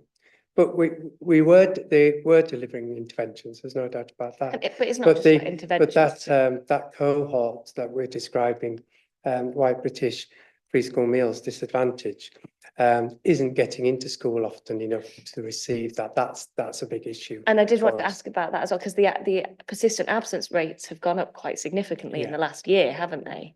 Yeah. So actually, what is going on there? Because, like, is it because schools have had funding pulled? Is it to do with, you know, staffing in schools? And like, are there things that the York City Council were offering but are not able to offer now in terms of that support around families? I know our family hubs have gone. And I think that they were actually starting to make some real, I mean, I know they've, gone, they haven't gone, but I know that the funding for the extra work that the family hubs were doing came to an end. Well, certainly, as a new parent in an area that was accessing a lot of family hub services, those services disappeared and went from 2 days a week of full-time Hobmore access to 3 hours on a Monday. And when I asked about it, I was told that that was because the funding that was for those family navigators, those people aren't in post anymore. So, you know, I know from personal lived experience of living in Westfield as a parent, for example, that the services that were available to me with a baby in September, like, are not available in the same way now. How much do we think these things, what's going on, basically? I think there's a lot of things that impact on the lived experience of children in our city, and education is one of them, and support in the community is another one. And we heard earlier today, didn't we, about how that might be directed, and looking at, they all connect together. And that's why I suppose the YSAB is the nearest thing in education terms.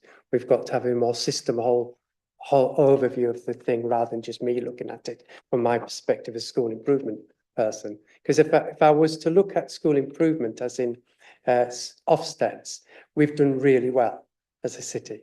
We know that we have a high percentage of our children going to a good school or better. So when I look at it in a certain lens, we can be really pleased and proud of what we've done. But if I look at it in this lens, we can sort of think we're still not shifting that gap. It's still, we were narrowing it, and then COVID came, and then it just widened again. So it's that's different, you know, it's there. And there's a lot of those influences are, some of them about school, but some of them about society. And we can't impact that so easily. Schools do a great job engaging parents and supporting them. And I know as an ex-ed teacher, you know, I did a lot in our community. And I'm sure every head teacher that I go around does the same. And they're broadening their, not just focusing purely on the curriculum, but that pastoral well-being side. But they have limited resource to do it, you know, and yet I always thought, as a head teacher, I always thought, give me the resource and we can make a bigger difference. And I think a lot of it is resource. However, it's not as simple as that, because you can do a good job with little resource. So it's very complicated. It's really difficult. Yeah, and I think you know, we'd admit that the attendance issue is very complex, because you're talking about a cohort of children with very, very different needs. We know there are some of our most severely absent children where it's not that they don't want to go to school, it's that they can't. And that is one of the impacts of what's happened since COVID, that we have some young people who no longer see themselves as being able to go into a school and feel comfortable in a school. Some of them are finding it really, really difficult, you know, to even leave their bedrooms because they are so ill. So we know that there's that.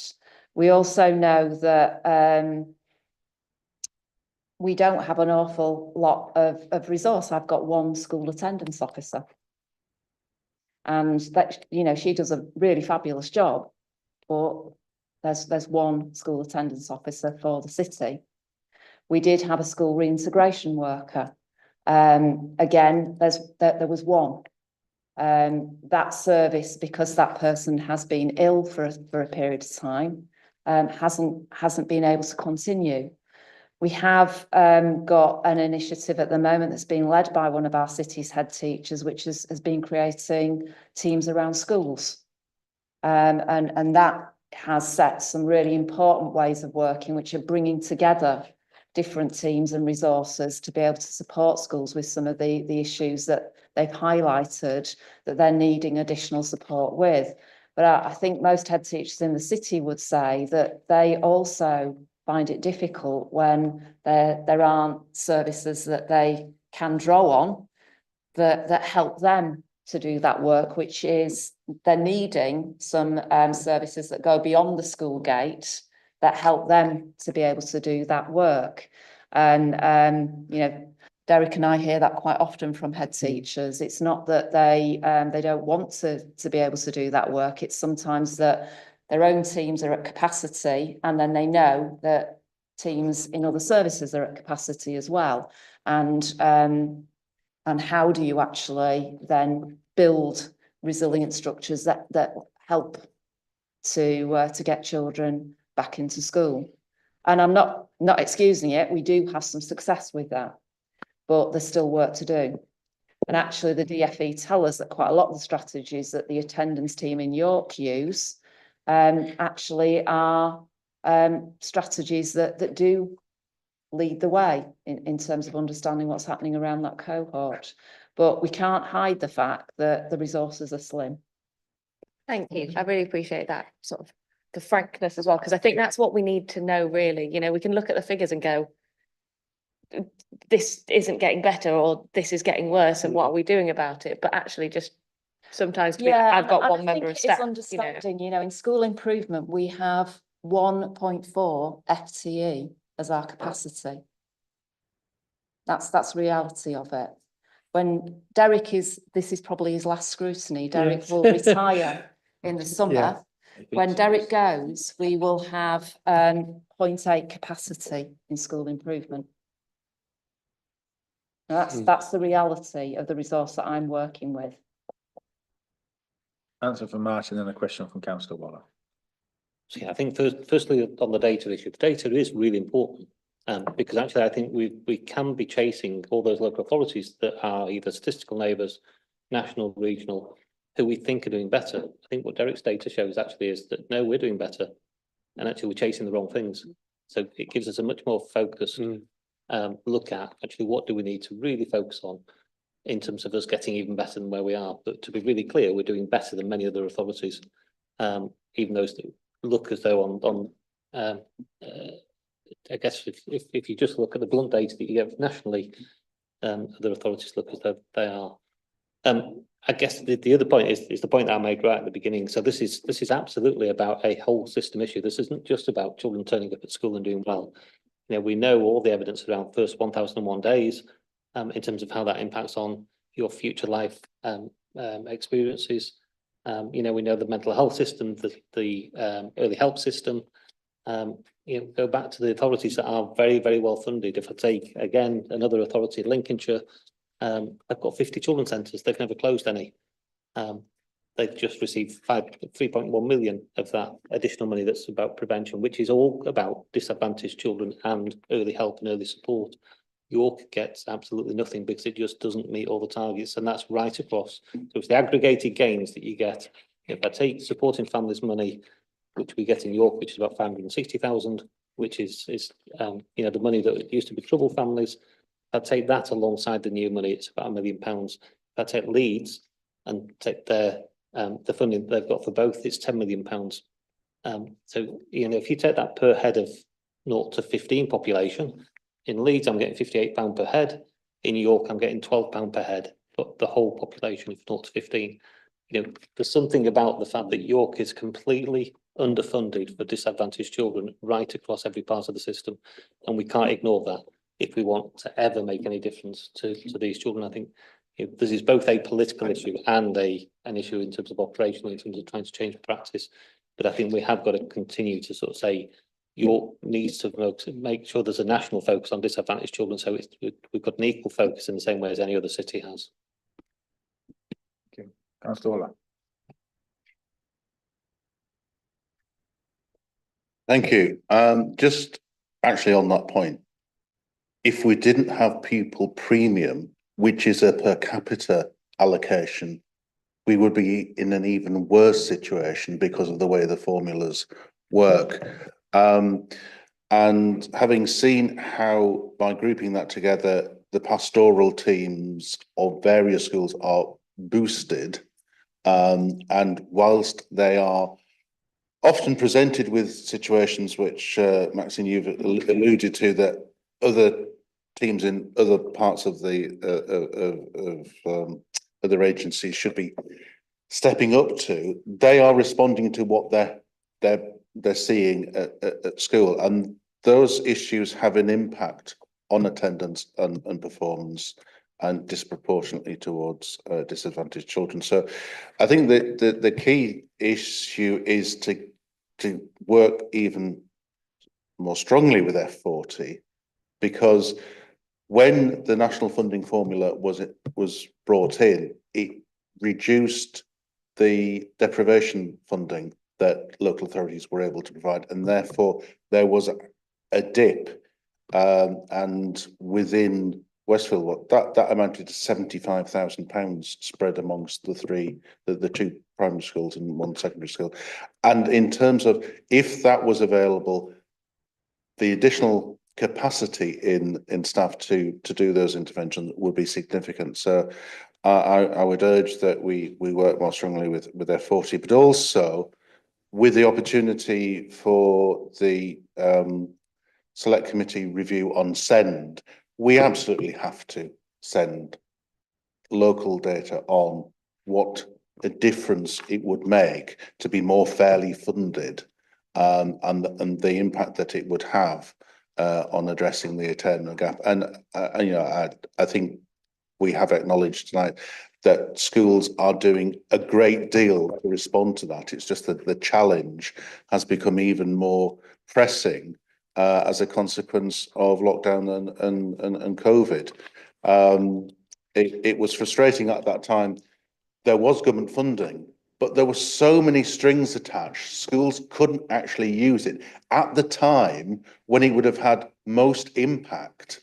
And it was only when there was a relaxation and the ability to utilise staff who, teaching assistant and others who knew the pupils better, to actually, but that was quite late in the day. So I think the key issue is throughout to be able to have that resource, and for us as a city to collate where that gap in funding relative to other authorities is disadvantaging our disadvantaged children.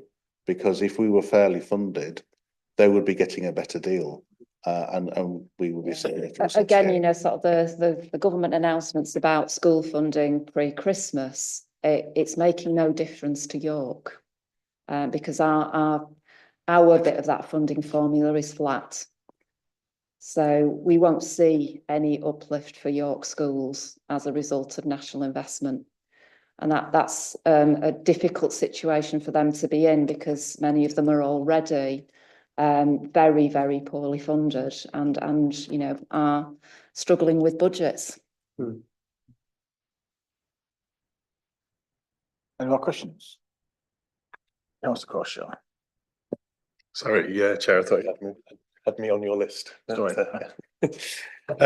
Thanks. It's really interesting listening to the discussion, and there's just kind of so much in this report that I feel you could almost kind of go off in each paragraph. You could spend hours sort of talking about. So apologies if this is a little bit of a stream of conscious, but there's just a few themes that I just kind of wanted to sort of pick up and a couple of comments to make.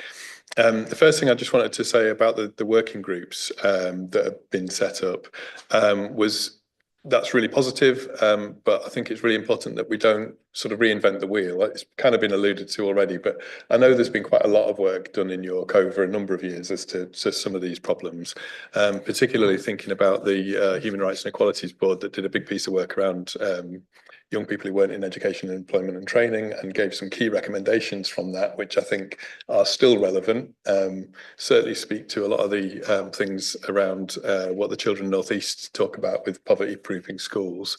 And it's really positive to see the Schools and Academies Board, I'm going to say finally, accepting and taking on the poverty proofing schools. I know there's been a number of us been asking for that for a number of years, but it says we'll look at funding opportunities. Great, but there's also lots and lots of things that don't cost schools to do that help to poverty proof, and I think it's been talked about already about things that can help children and young people who are from a disadvantaged background can actually help all children and young people. So I hope that when those working groups are looking at some of these different areas, they're looking with both of those hats on. I'm particularly mindful of things like, uniform, dress sense. My sister's son goes to a secondary school in London where they say your hair is your responsibility and they celebrate diversity. I think there's quite a lot of the secondary schools in York have policies around radical hairstyles not being allowed. If we're sending children home because they've had a haircut when they've not been attending school very much, that we should not be there, and we should as a local authority be saying that really loud and clear. I think some of the data, and again, this has sort of been talked about a little bit already. I just worry sometimes that we take what is population level data and then apply it at an individual basis. It is definitely on a population level correct that children attending school more often achieve higher, not disputing that whatsoever. But all children are different, and there are some children where actually it might not be realistic to expect 100% attendance, and so making sure that we're giving them every opportunity to attend as much as possible, but not giving them messages about failing if they're not attending 100%, I think is really important, and I think that speaks to children of all backgrounds, not just disadvantaged. But I'm also really interested in the level at which we sort of interrogate the data that we have. And again, it's been interesting hearing you talking about it. I'm very conscious that to be eligible for a free school meal, you have to have such low income that it skews itself even within that data set. And I don't know what data we hold about those people who are just above that threshold, and whether our attainment gap actually looks quite different if we look at, say, the bottom 20% of household incomes rather than just the free school meal.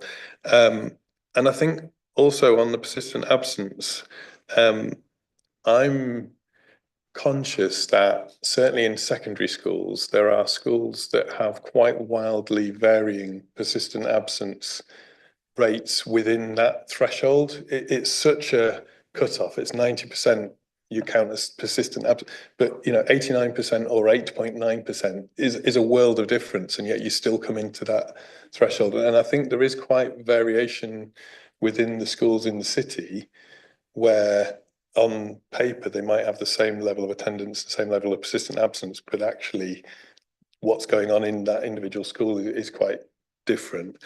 So it's that kind of notion of just being clear at when we're talking population, when we're talking individual. And then I suppose my kind of final point throughout all of this that we've been sort of talking about, I've just had it ringing in the background. I know a number of us were present, but some of us weren't. Quite a few years ago now, there was a conference around closing the attainment gap. I think it was pre-COVID. And it was, I think, organised by the City of York. There certainly were a lot of us present at that. And the thing that really, really stuck with me from the end of that was the last speaker on the day, who sort of said, everything that you do won't have anything like the same impact as if you just address poverty.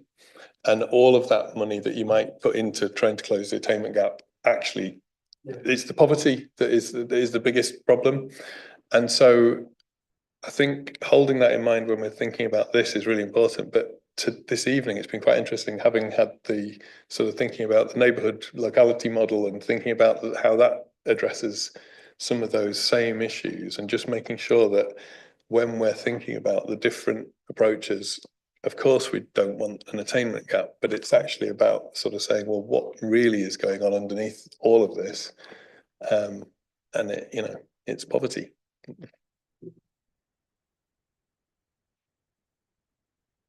Thank you. Any more? So if you go to 26, we've got to come up with something. What do we want to come back? Unfortunately, Derek isn't coming back.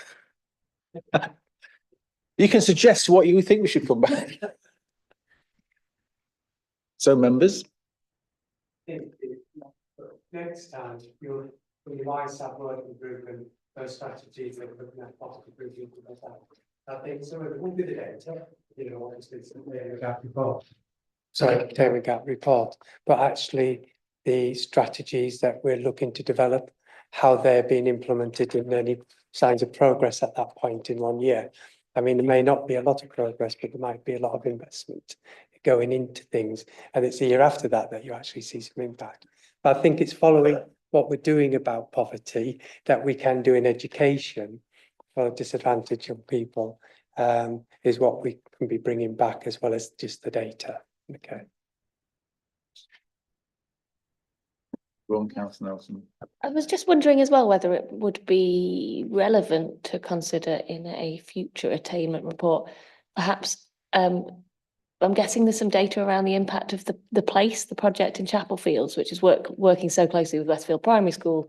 And obviously the whole aim of that from the University of York is around trying to see what impact having that kind of provision in the locality could have on attainment and attendance within education. And I was just wondering whether it would be possible or something that we could look at in the future, or whether we'd have to have a separate thing and look at that specifically. But I think that would be a really relevant thing. Sure, we can find out what data is being collected by the place. I must admit, at the moment, I don't know what evaluation framework they've got in place and how they're collecting data. But yeah, we can certainly speak to the university about that. Thank you. So are we talking a year's time, or do we need something before then? Or will it take? No, a I year was for things thinking to a come year's through? time, because the data won't change in 6 months. It'll be, sorry, the data won't change in 6 months. It'll be a year's time before we get the next lot of data, and it'll be, the data comes in the January, and then it's obviously a lot of work's on data, and it's, sorry, in the autumn, and then in the January we have what we call the finalised data. Cool. Good. Yes, Councillor. Just one quick further thing, and it is just about data, and I appreciate that there's a cost associated with collecting and interrogating data. So I'm very mindful that it's very easy for us to sort of sit here and go, wouldn't it be nice if we had X, Y, and Z? And actually that has a whole, you know, and with the resources as they are and all of those sort of things. I just wonder what conversations, and I appreciate this isn't all, this is in the whole sort of education sphere really, but I was surprised the other day to discover that we're not collecting the same level of individual school data that we have previously collected in previous years. And I think that some of what I've talked to already about persistent absence rates and that sort of thing, it is actually useful to have it on an individual basis in some areas. Is there a sort of a forum whereby we as a local authority or the Schools and Academies Board are thinking about what actually are the useful indicators for where data is useful and informs us, and we collect it and it is worth still collecting it, versus, you know, just either across the board collecting everything or not collecting anything that actually we could be really useful if we had that level of data. Yeah, it is a discussion that we've just been having. One of the other working parties has been that's been established has been about SEND, and one of the recommendations that is going to be coming out of that working group is a SEND data dashboard that helps schools then to more proactively plan around what's coming through the system, but also how they're going to measure sort of in-year success as well. I think one of the things to recognise is that local authorities can no longer, in the current frameworks, ask schools for in-year data. In fact, the DfE doesn't allow schools to release data in that way. What we are very reliant on are some of the national data tools which have been put in place recently, like the attendance trackers and those types of things. There is a cost as well, obviously, if we're asking business intelligence to begin to put in new data products. But it is very, very difficult now to collect in-year data because all schools are using different data systems. So you've also got to get a way of making sure that those data systems talk to each other as well. The bits of work that business intelligence do with schools where they are providing data services are obviously traded by the local authority. So again, it depends on buy-in from different schools about whether they're going to access that support or not. Councillor Waller. Thank you, Chair. Just to say that there is a deadline for the submission to the Select Committee on SEND for Education, so the 30th of January. So I would like this committee to request that the officers submit something to represent the something useful. Well, to represent the situation we've talked about tonight in terms of funding, if nothing else, and there will be, I hope, ready to hand rather than it being a significant time utilisation, but that it gets the case made, and that hopefully other local authorities are doing the same, who are in the same position as us. Is that okay, Maxine? Obviously, their own submission to that, yes.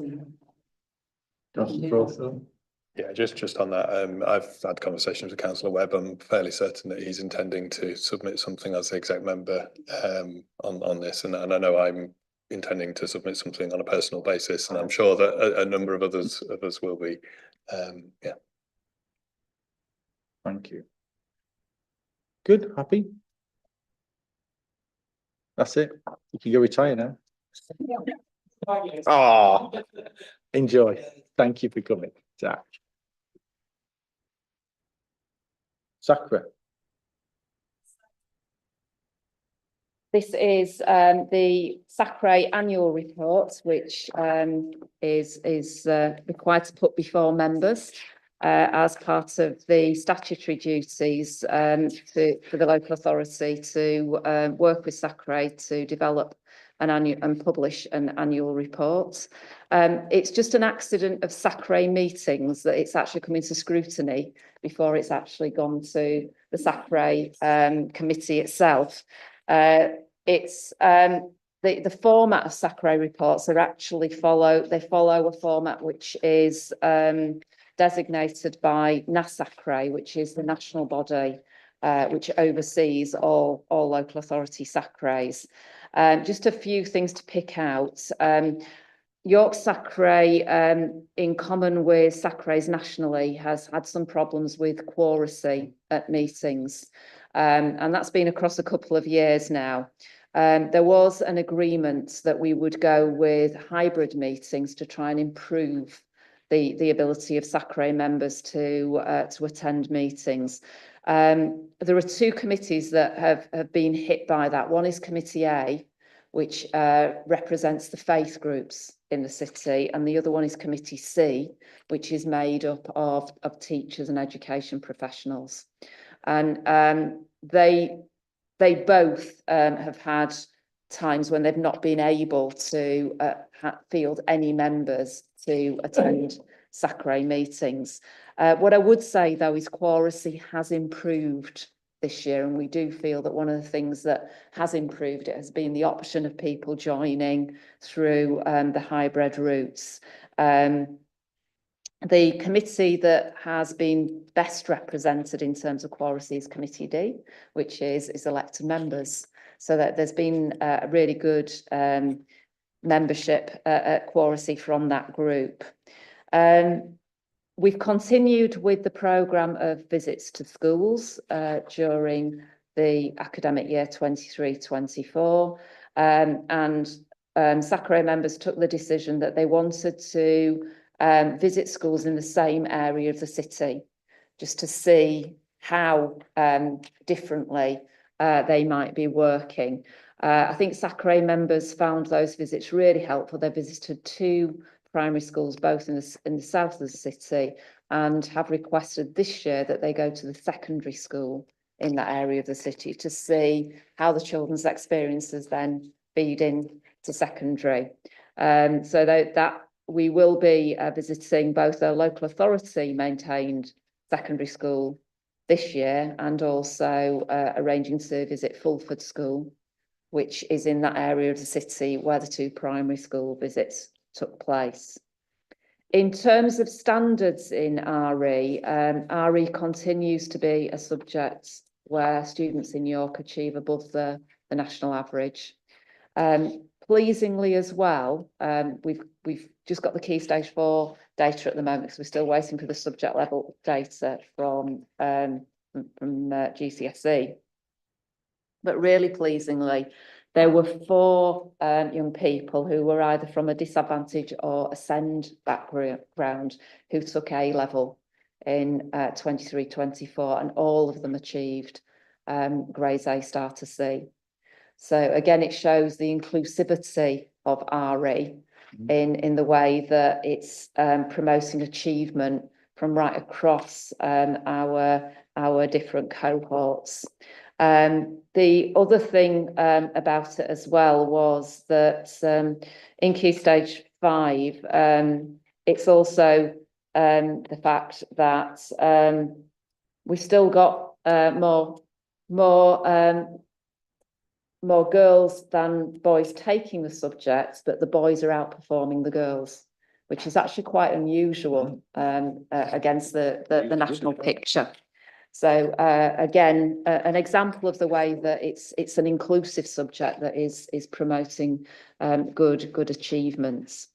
We ran our annual SACRE questionnaire with schools again. There were more responses to that this year because we'd slimmed down the amount of questions that were being used. You know, schools are busy places, and we did take the advice of our members of Committee C about how to make it more accessible and more useful for teachers in schools.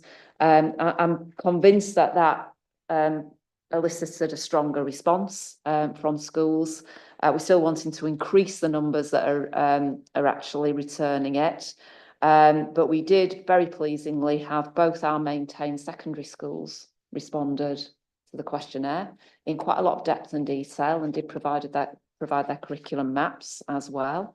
A really important thing to say is that what's shown from those responses is that both in primary and secondary schools in York, RE continues to be taught as a discrete subject, which in many areas of the country it's been incorporated into other parts of the curriculum.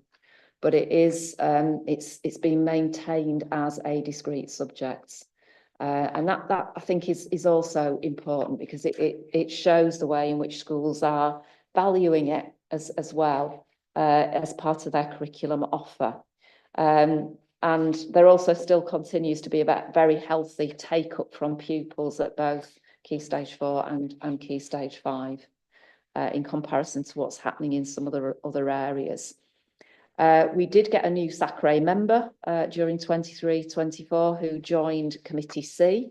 She brings some considerable added value to that because she also is involved in initial teacher training at the University of York St John. And again, that's helping in terms of accessing what's out there in terms of curriculum development and reform. And also she's signalling and signposting to SACRE members where additional resources can be found through things like the RE Hub. So I think one of the things that I can say as well is that SACRE members have really taken extra responsibility for looking at how they can really publicise the work of SACRE. But they're wanting to build on some work that they did in one of their meetings where they went out and actually held the meeting in the home of a faith group. So that was to the Acombe Church of the Latter-day Saints. And they also, in that meeting, had an opportunity for young people to join part of the meeting and to talk about their experiences of RE. And again, that youth voice is something that I know we've got on the development plan as one of the things that we want to develop. So the annual report is a requirement. It will be sent to the DFE and SACRE. And say it's just an accident because I'm looking at a SACRE member who's seen this outside it being presented to the committee, but it is just an accident of timing. Excellent. Questions, please. Councillor Crawshaw. Just super quick, and apologies, I know we said we would try and not go too into depth in this report.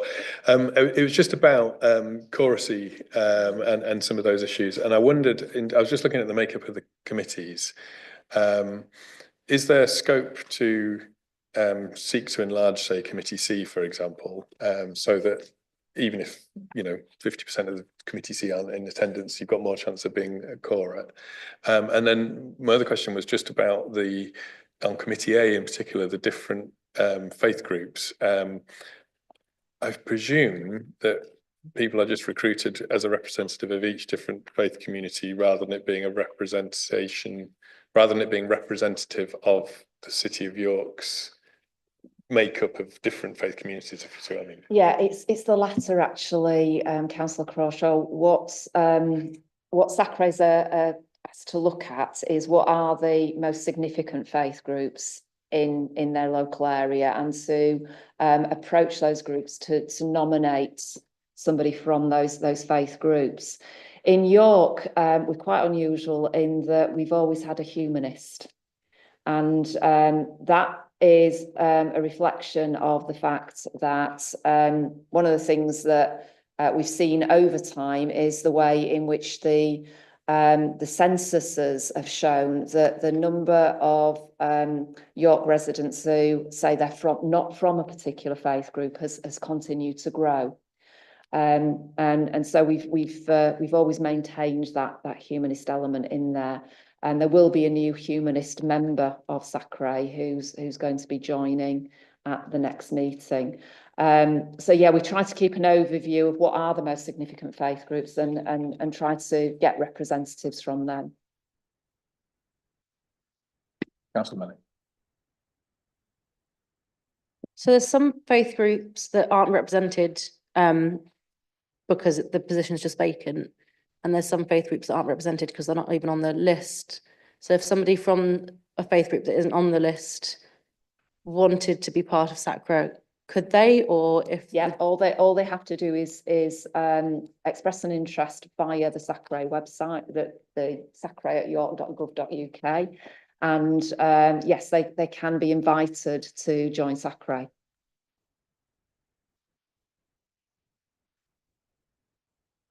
Oh, good. Thank you. Thanks, Maxine. Oh, sorry. Apologies. Is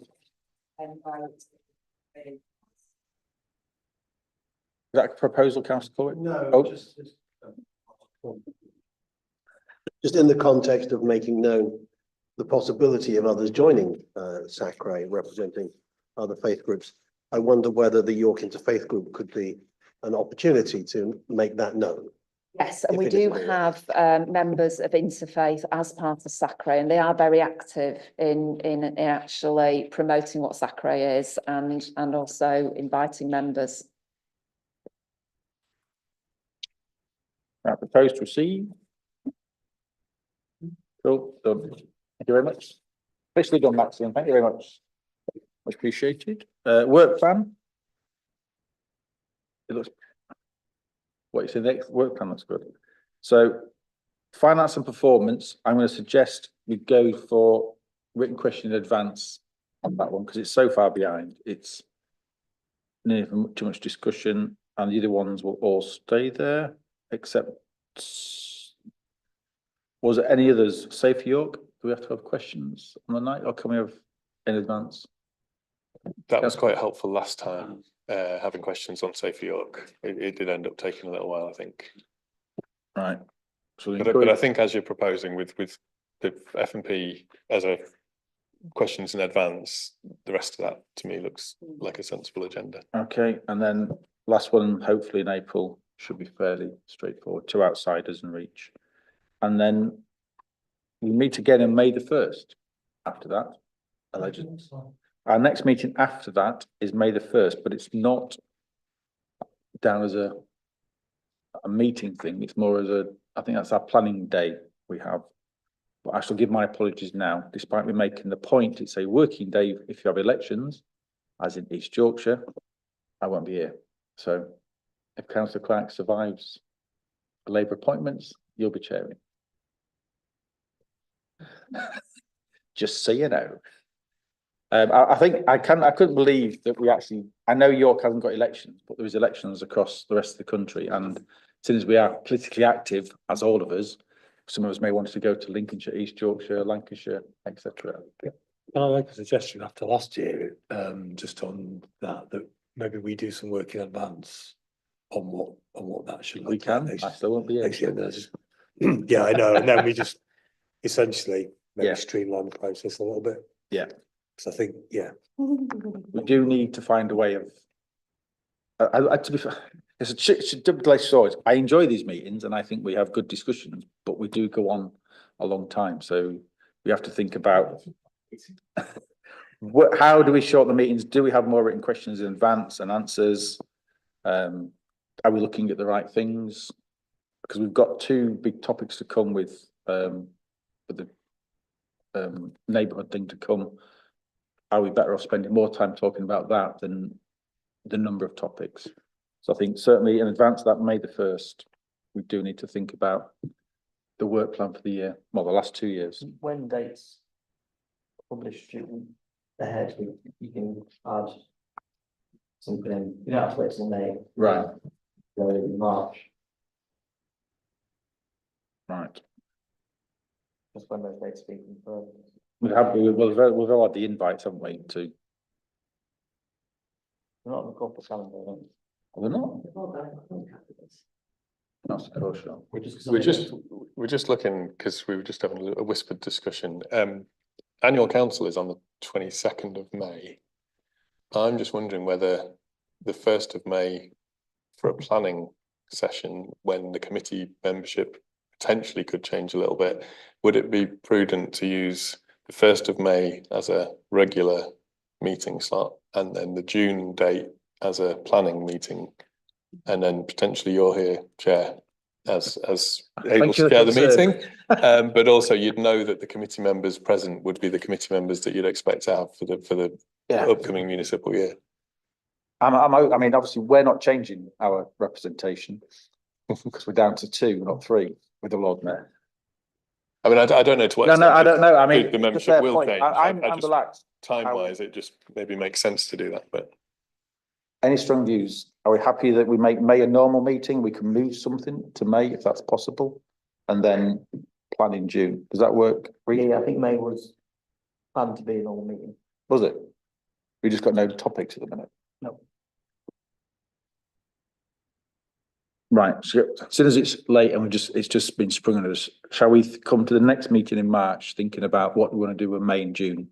Because by that point, you may have some ideas of your representation on these committees, given the potential change. If I can just add something, I did a quick ready reckoner, and it is children, culture and community. And whilst I don't think this is wrong, by the way, I think it's absolutely right. Children accounts for 13 topics over the last year. Can't see my own writing. Children was 13 topics, community was 6, and culture was only 3.